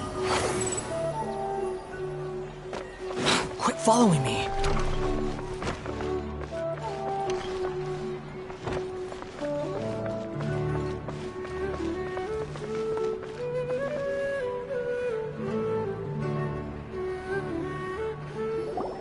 Here you go, boss. I'll leave them right here. Oh, you really went and picked some more. Who are these two? Something's come up, and they need to borrow me. Sorry, boss. I'm afraid I'll be away from the stall for a while. I was just about to pay you anyway. Go wherever you want, kid. Don't waste your time here. What? I get it, okay? You just wanted to help me out, to thank me for giving you shelter from the rain that day. Even then, I don't understand why you're so adamant that you don't want any pay for it.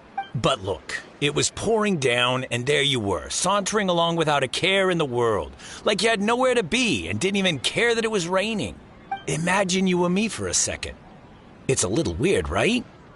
Why is this guy traveling during a rainstorm if he's not trying to get somewhere?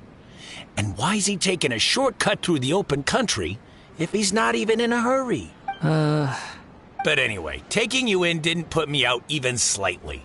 You don't owe me a thing for it. Certainly not all this. Your time is valuable.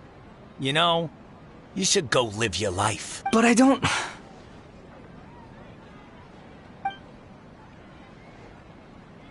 No, you're right. Then I suppose this is where we say goodbye. Thank you again for taking me into the city. Don't mention it, kiddo. I've run into all kinds of characters over the years. I just hope you find your path. Thank you. All right, done. Thanks for waiting for me. We can go now.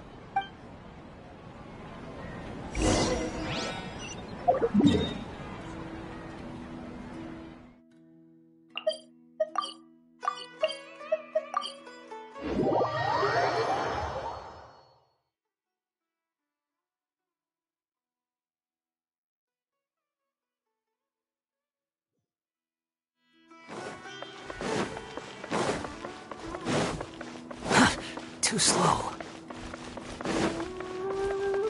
Behold!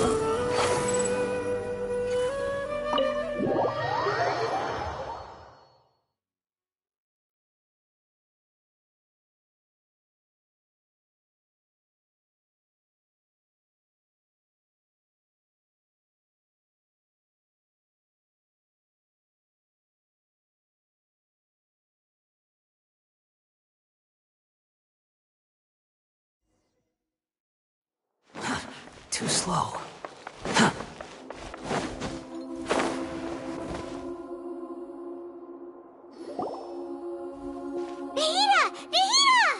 What's wrong? Huh? Are you? Hello. I do apologize for the sudden intrusion. We found this guy in the street, but he doesn't seem to remember anything. So, yeah, quite an eventful walk. You say that you are trekking across Tevat to train yourself. Many other Inazumans who describe themselves in this way call themselves Shugenja. Why do you refer to yourself as a wanderer? Well, it seems more relevant in my case. To me, it sounds like a plant with no roots. But these two claim that they know me. and that I have a hidden past unknown even to myself. I wouldn't call it the past, but rather... this is a difficult one to explain. I don't like to rely on using terms like this often, but in your case, it seems that it ought to be called, previous incarnation. Oh, like a past life or something? Yes, something far more distant than the past. So far away that you cannot perceive it. Okay, I have to ask. What was I like in my previous incarnation? Oh, okay. I see. You want to tell me, but you can't bring yourselves to say it. Looks like I didn't have the most wonderful existence in my previous incarnation. If it's that difficult to talk about, I have no doubt it will be just as difficult to hear, but I'll be able to handle it. Please, tell me the truth. Is truth something you care a lot about? Yes. Then I'll be straight with you. In your previous incarnation, you did many things that would be considered evil. You nearly died because of what other people did, and many died because of you. As a non-human being, you hated gods and humans alike. You drifted from place to place, never able to settle, even where you found status and identity. You adamantly believed that you were missing a heart. Actions rooted in persistence sometimes bear bitter fruit. Sometimes, you have to let parts of yourself go, or you'll never be happy.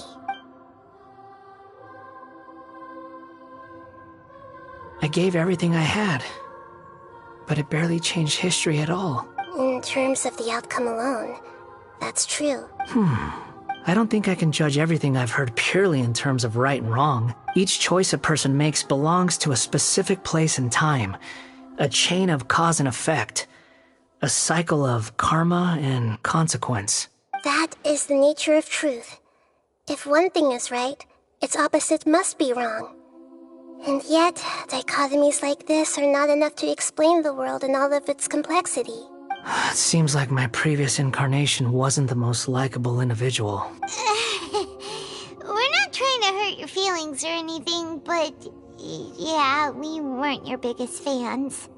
If we were enemies, why are you trying to help me find the truth? This is so frustrating! This guy's supposed to be our arch enemy, but now he's just some random stranger we met on the street! He's got so much to answer for, but we can't make him talk because he doesn't remember anything. What a weird situation. Lesser Lord Kusanali, as the god of wisdom, I trust that everything you told me must be true. Yes, it's all true. I can even show you the memories themselves, if you're willing. Please, I want to see them for myself. I want to experience my own transgressions. Even though it will cause your present self great mental anguish? I'm just a puppet, with no heart and no name. There is nothing in this world for me to cling to fill the void within me. Except maybe these sins that can never be undone. Very well. As you wish. Wait, shouldn't we go with him? This one's kind of on us for bringing him here. Don't worry. Whatever danger I might face, it's my burden to bear. Traveler, could I ask you to supervise him on my behalf? Oh, good point. Given your, unique situation, we'd better keep an eye on you. Understood. Thank you. Now, prepare yourselves, everyone.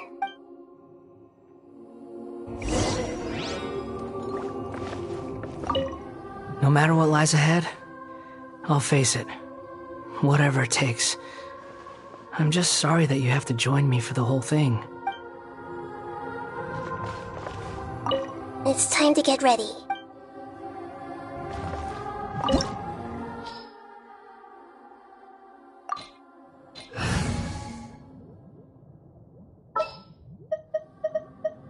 Who's our target this time?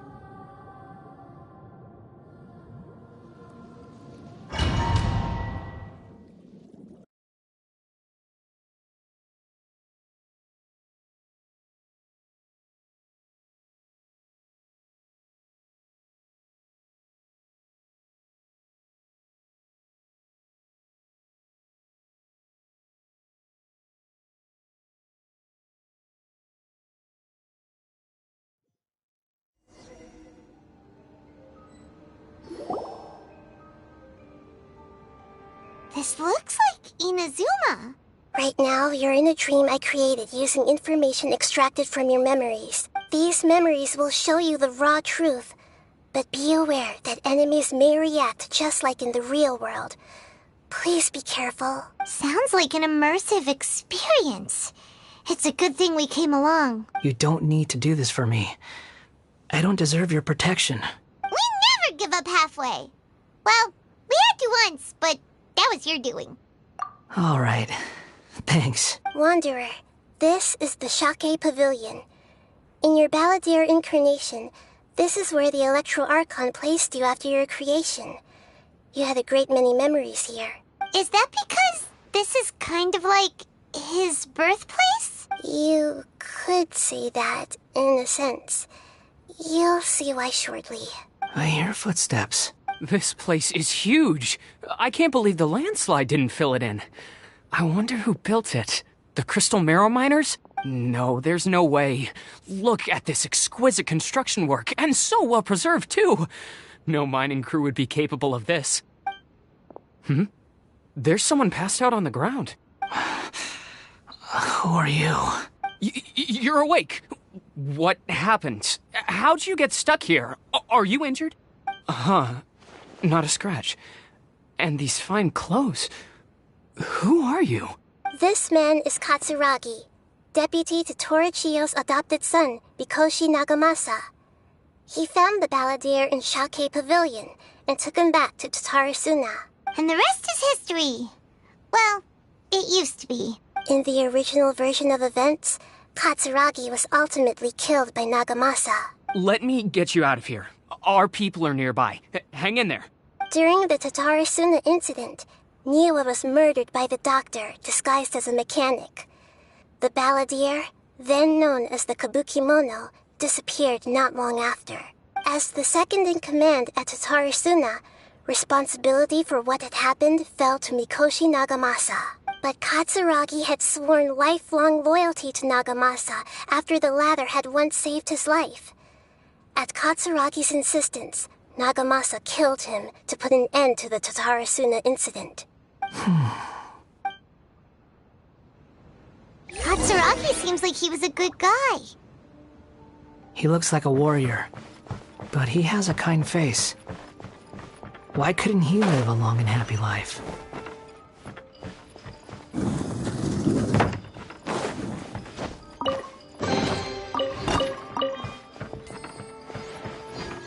Nagamasa, I found this young guy in a cave sealed off by a landslide. He doesn't remember his name. Well, we need to call you something. I hear the workers are calling you the Kabukimono. It's fine with me. Katsuragi, report to Niwa. Tell him we have someone new joining us.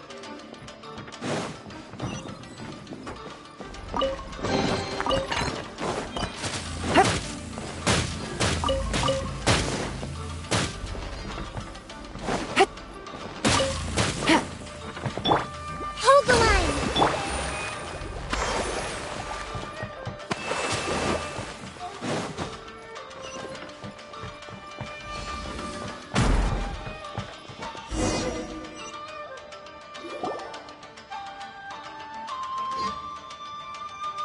Huh? What are we doing back here? Whoa, this is where you were born? It's pretty, but there's nobody here. I was abandoned, like you. I lived here for a while at first, but there's nothing for us here. We can't stay. Okay. I heard my mom and dad used to make swords, but the factory manager died, and then my dad got sick. He kept coughing all the time, just like me. Then Mom started coughing too. But you can't. You promised me. Yup, we're family now. We're gonna be together forever and ever. This child didn't have a name. Or rather, the Balladeer didn't know what to call him. His father died before he could name him. After his mother died, the child stayed in their straw hut alone. Some of the neighbors helped to raise him. After leaving Tatarasuna, the The balladeer ran into this child who didn't have a name, just like him. They made a promise to live together. What happened to the child then? He died from his illness while he was still very young. The balladeer came home one day and found that he had stopped breathing. Hey! What's wrong? Say something! You promised me we could be family! You're no different from Niwa and all the others. You betrayed me too.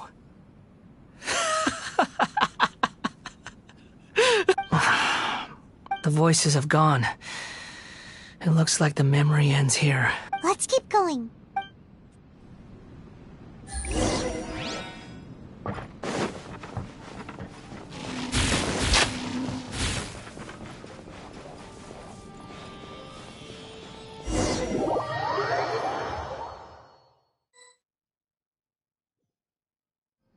You do realize you're blocking my path.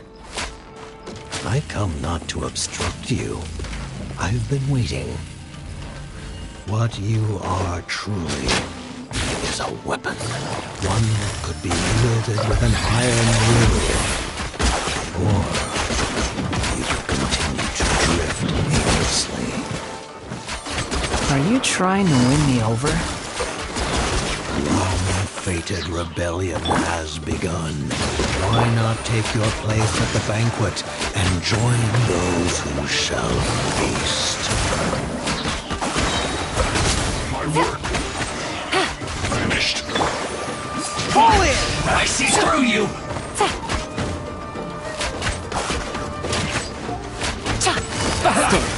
All you got? Looks like I went too far.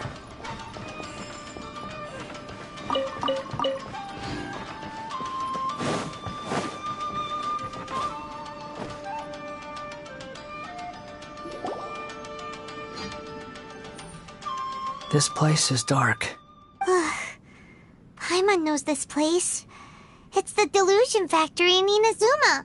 In the original version of events, the Traveler once encountered the balladeer here. Such a creepy atmosphere. And so familiar. Hey, look over there! Well, well, my fair lady. Is this rundown factory and these incompetent fools all for me? Wow. You shouldn't have. Huh. What do you have to gain from belittling your subordinates? You might not want to admit it, but you are a part of this plan. Perhaps you find fighting in the abyss to be a more meaningful use of your time? Oh, but of course, even this pales in comparison to being experimented on by the doctor. What a sharp tongue you have. Funny how negotiating never seems to be your strong suit. For the task ahead, I suggest you keep your true feelings to yourself. Save your breath.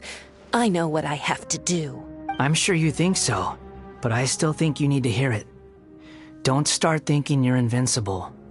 And don't let your emotions get in the way. Surely you're not worried about me. I just can't have you getting in my way.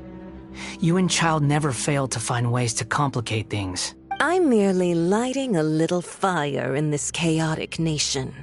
But you, being tossed out like trash, must make you want to destroy it completely. Do you remember the last time you were here? That was a lot of swordsmiths you killed. I'm sure the descendants of the Raiden Gokaden are still suffering the consequences now. Look at you. Oh, don't get so sentimental. Now, give that poor little tongue of yours a rest and stop pretending like you're above everyone else. Bye then. See you at the victory feast. Poor little tongue? She's playing with fire talking to me like that. Who does she think she is? Forget it. Someone might find me here any minute now. I should prepare to give them a warm welcome. The plot does not end here. There is more of this story to come. Wanderer, are you able to continue? Yes. Please don't worry about me. Why are you staring at me in silence? Can't you think of a nicer way to express yourself? I'm under no obligation to be nice to you. Besides, I thought nothing mattered to you except results in your own interests. Isn't that right, witch? Muddle-headed puppet. You're only number 6 because you can take more abuse than other humans. Do you really count that as an asset? You're about as much fun to be around as a raging inferno. But before we murder each other, it'd be best if we finish our duties.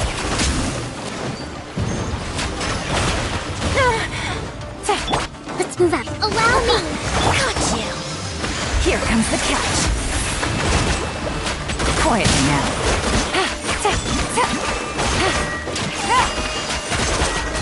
This body belongs to ice and snow. Are you? Got you. Lauren? Fall in! Rest and rebuild! No escape!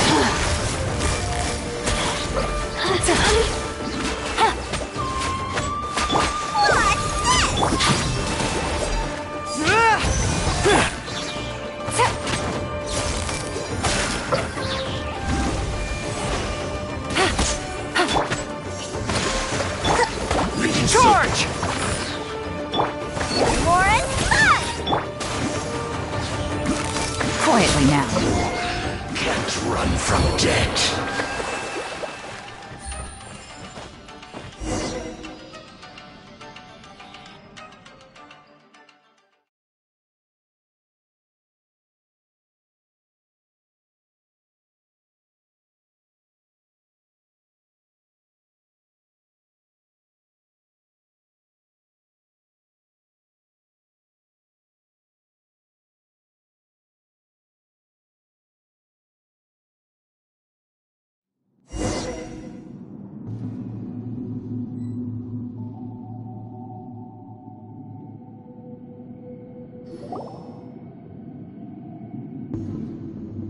Looks like we've arrived in Sumeru. Is that? Considering that Amorta's sage, Nafis, refused to join this project, I'll take part in the experiment in his place. Welcome. I look forward to a fruitful collaboration. When do we start? You seem impatient. You should know that becoming a god is far from a trivial affair. The biological transformation is a lengthy process. As such, I too would recommend that we commence as soon as possible. In the event that a successful connection is established, his body will become permanently bound to the machine, and he will be unable to move independently of it. Nothing worse than what I've been through before then, Doctor. You were the most resilient test subject I ever came across. Thanks to you, I was able to garner a great deal of information. Alas, after that, you were under orders to remain in the abyss. We barely saw each other, and it became difficult to further refine the knowledge I had gained. That was gracefully worded. Ever wonder what they think if they knew that nothing matters to you, apart from your crazy experiments? I suggest you speak to me in a more respectful tone, Scaramouche. The mere fact of your utility does not make you indestructible. The doctor again? That was uncomfortable to watch. That person gives off a very sinister energy. It's normal for him to give you the creeps. He scares the bejeebers out of Paimon. Let's move on.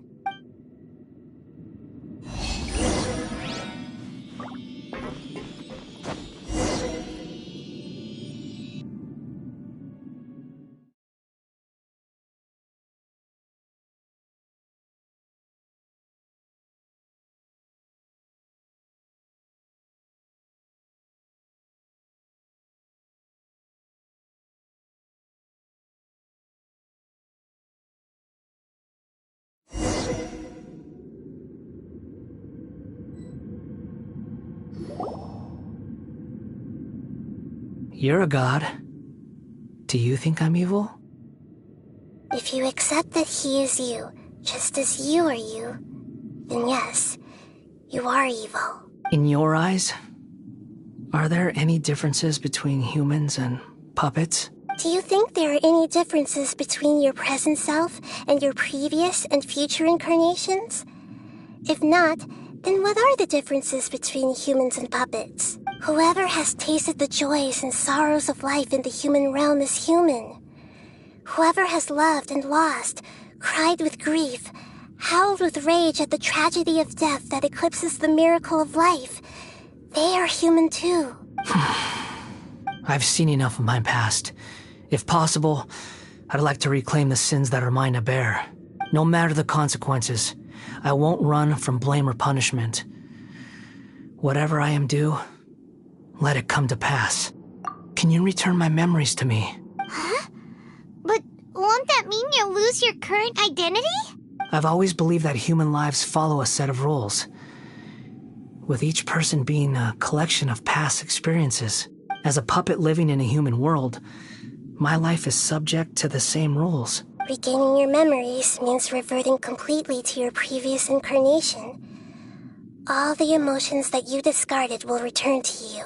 Are you sure you want to do this? I've lived with a void in my chest my whole life.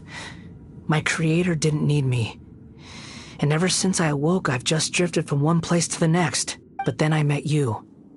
And I finally realized that reclaiming my missing sins might be my one opportunity to become my true self.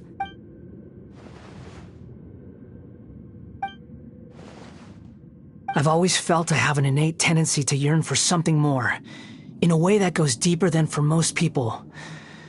But for all my soul-searching as a Shugenja, I've never fully understood it.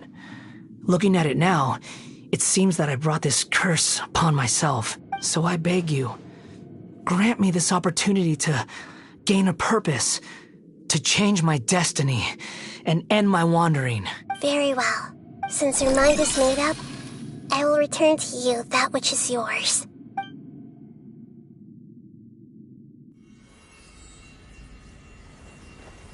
You have made your decision. Now, take this.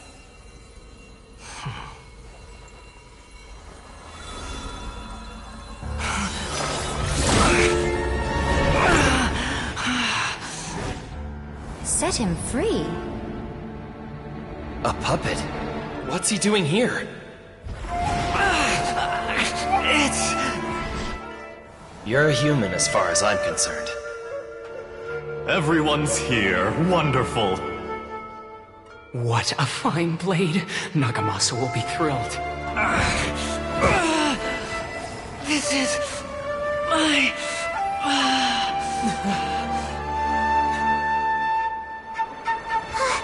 Is he alright? No way!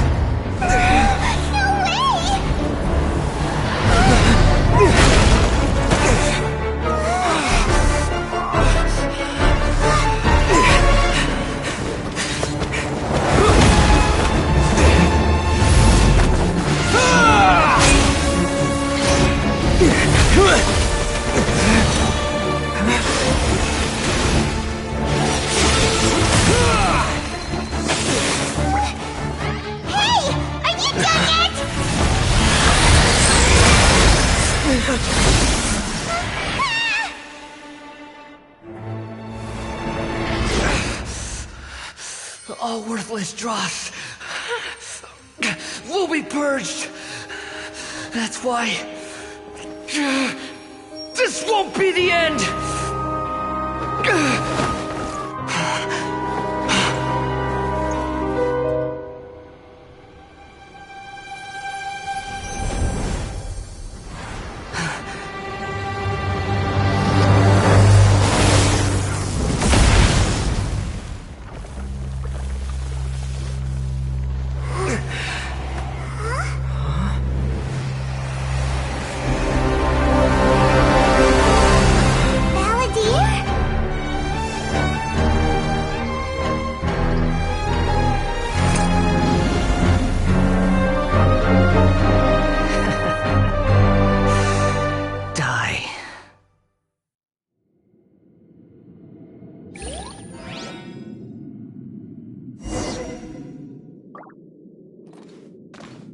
This is trying my patience.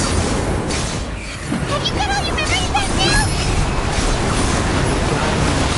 Questions? The wind rises. Insignificant past!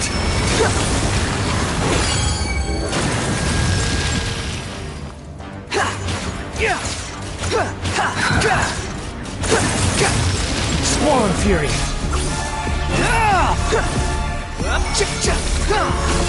At my command, you shall fall!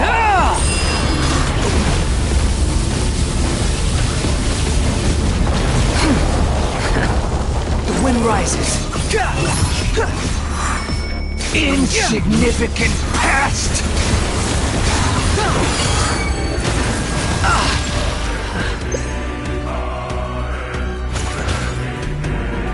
Behold!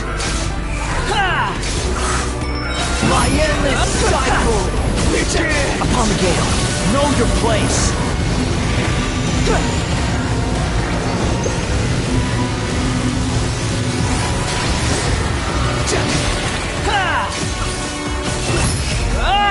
Feeble human!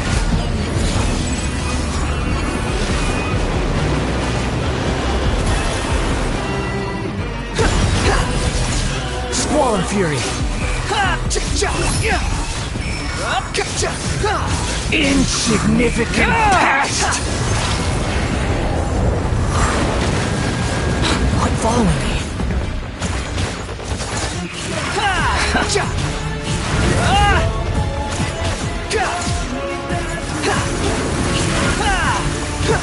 Perish! Nothing worth mentioning.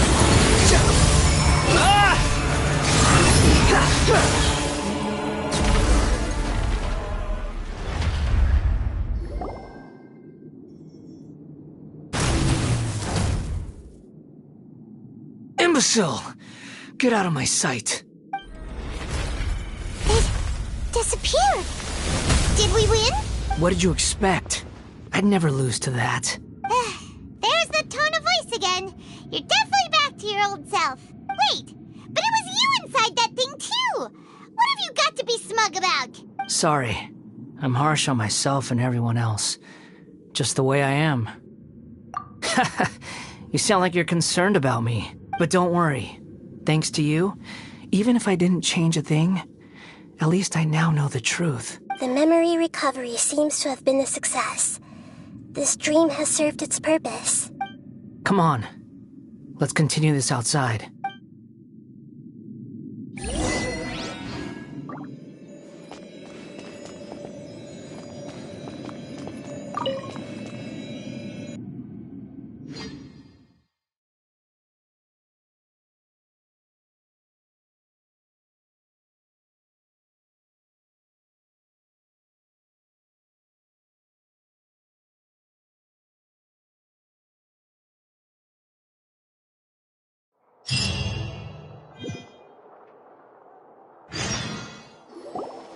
Welcome back, Traveler, Paimon, Balladeer. It feels like we just went on a really long journey. Paimon's exhausted. You don't like being addressed by that name? It's fine. But I was just thinking, I should probably change it. After learning about everything the doctor did, there's no way I can carry on using a name connected to him. I'm not planning on returning to the Fatui, and they wouldn't take me back anyway. Recent events will have affected a lot of people, and they might not even remember who the Sixth is. So, you're quitting the Fatui for good? It's like you said, Lesser Lord Kusanali. Everything may look futile, but it wasn't completely meaningless. At least I made a lot of people forget about me. But that doesn't mean your own past has disappeared. Of course. And your main goal, for which you gave up everything you had, you weren't able to achieve it. I hope you can see and understand that. Changing the world, changing the past, changing the fates of other people, these are not simple things to accomplish. What you are looking for is complete annihilation. But this is just a fantasy. Even if the Balladeer is removed from existence, the world will not heed your will. Indeed. How ridiculous. Do you regret doing all that when you've gotten so little in return? Even if I'm completely worthless, there's nothing in the world worth regretting. Lesser Lord Kusanali, you purposely left that information in Irminsul, didn't you? Yes, and I took pains to make sure that you'd acquire that information naturally. Why would you go to such lengths? You trying to win me over too? In all honesty, your past experiences have made you a useful asset to Sumeru and to me. Winning you over was indeed a part of my plan. But before that, I wanted to tell you the truth about your past. If all I wanted to do was use you, then I'd be no different from the doctor. Very clever. I guess you could say that's one of my virtues. Utility to others is what gives me worth. So if embracing my sins is what it takes to make me useful again, so be it. Oh right, I almost forgot. You're the good guys. You're into justice and all that. Sorry if I have a slightly different perspective on things, but I don't feel like I've been duped. The wisest leaders are fated to end up with the best helpers. I can live with that. I'm glad you're able to think of it in that way. Traveler, in the future, I'll continue to search Irminsul more deeply and see what secrets can be uncovered, including the beginning of your twins' journey recorded in Irminsul. What exactly happened before and after that point? I want to know as well. I will try. Traveler. After I dove into the information torrents in Irminsul, why did you go to Inazuma? So that's how you found out whose fate had changed. And how? Well, whatever your reasons, you did me a favor. And I'll do everything I can to pay it back. Borrowing and returning are the only real relationships between individuals. I'll balance the books one day. Don't you worry. That's not true. A relationship between two people is not simply a ledger that can be reset to zero. I think deep down you realize this. People who show up in your life don't just evaporate like water drops and leave nothing behind. There is no such thing as balancing the books. Some things in this world can never be brought back, and they can never be changed, which is why there is emotion in the human world. Everything that you feel is real and lasting, and whatever is missing in you will not be made whole. To be human is to live with imperfections. You can choose whether or not you want to be human. But humans can't live without a heart, can they? Anyway, I gave up trying to become a human a long time ago. You understand what pain is perfectly well, even without a heart. You're just bearing your feelings. The past is set in stone, but you can keep moving on. And the longer your future lasts, the shorter your past will become, until one day, it is but a tiny fraction of your life. Sounds like you've got a future planned out for me. Everything's ended up being pretty darn complicated. Paimon doesn't even know where to start, but the most important thing now is that you need to follow Nahida. Otherwise, all our efforts will have been for nothing.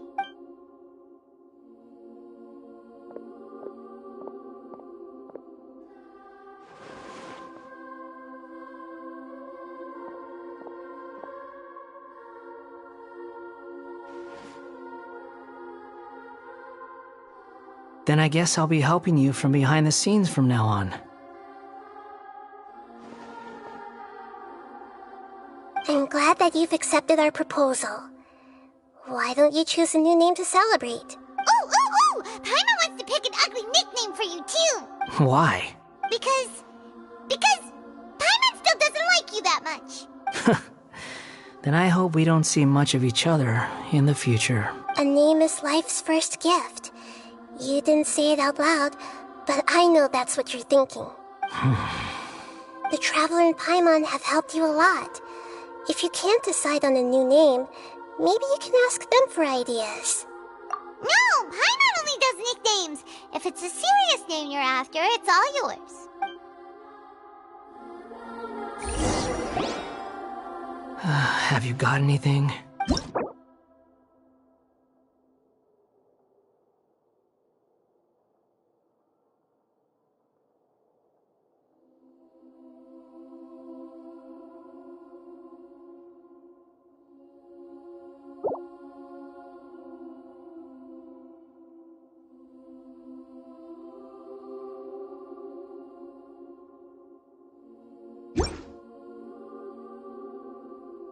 Are you sure? Oh, alright. If you say so. There. Now you have a name of your own. What about a nickname? Are you done yet? Still thinking. Stop rushing me! Take your time. I don't need to see you again until you've thought of one. Everyone who manipulated me and made me suffer will have to pay the price. You mean the Fatui? The doctor, at least. Now that your stance has changed, I believe your future path will change accordingly. But it won't be immediate. You still need some time to compose yourself. One more thing. There are still some descendants of the Raiden Gokuden living in Inazuma. Some of them know. Well, they ought to know about the connection between Raiden Gokuden and myself. I don't plan to leave Sumeru for the time being. If you see them in Inazuma, please tell them that I was the one responsible for the Raiden Gokuden's downfall. Even though the events have been erased from the world, they still deserve to know the truth. I see. That is up to you. Huh? But if we do that, then... It's fine. Let them stab their blades into my chest if they so desire. Maybe that's how it always should have been. What's that look for? Don't make that face. I know what I'm doing. That day will come. Alright. We're done here. Goodbye, wise deity. And you too. He's gone. What he went through today would have been like living an entire lifetime in an instant. He'll need some time to calm down. Yeah, true. But even so, after everything that's happened, he doesn't seem quite as fierce anymore. So we can finally go eat? Paimon is starving. Thank you both. I hope you will find somewhere nice to go and relax for a while.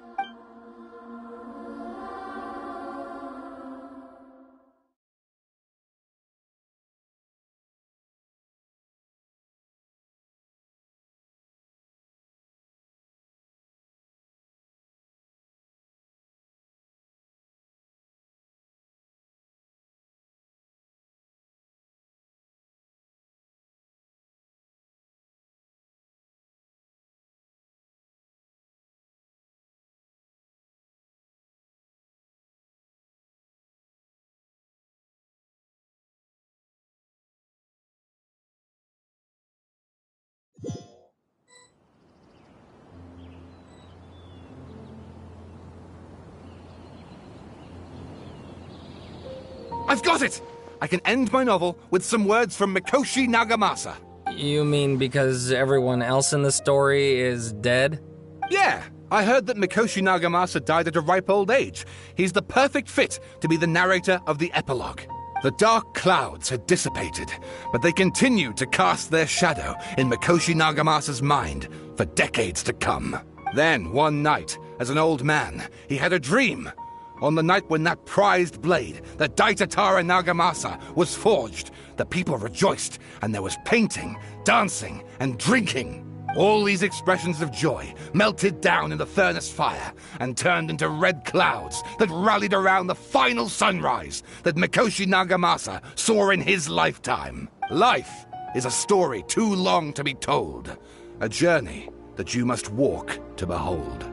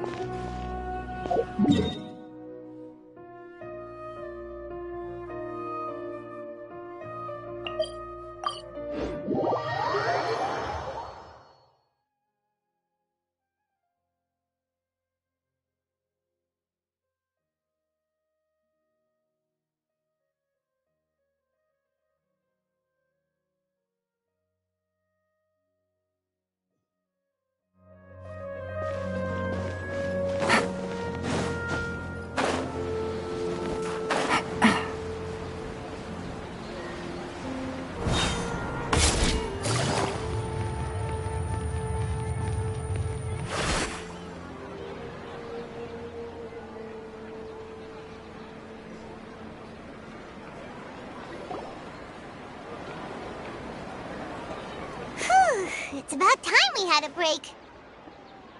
As soon as you stop, all the tiredness and hunger comes rushing back. Wow, great! Huh? Look at the vase. Did someone break it while they were cleaning the room or something? Like, Paimon doesn't remember there being a cleaner.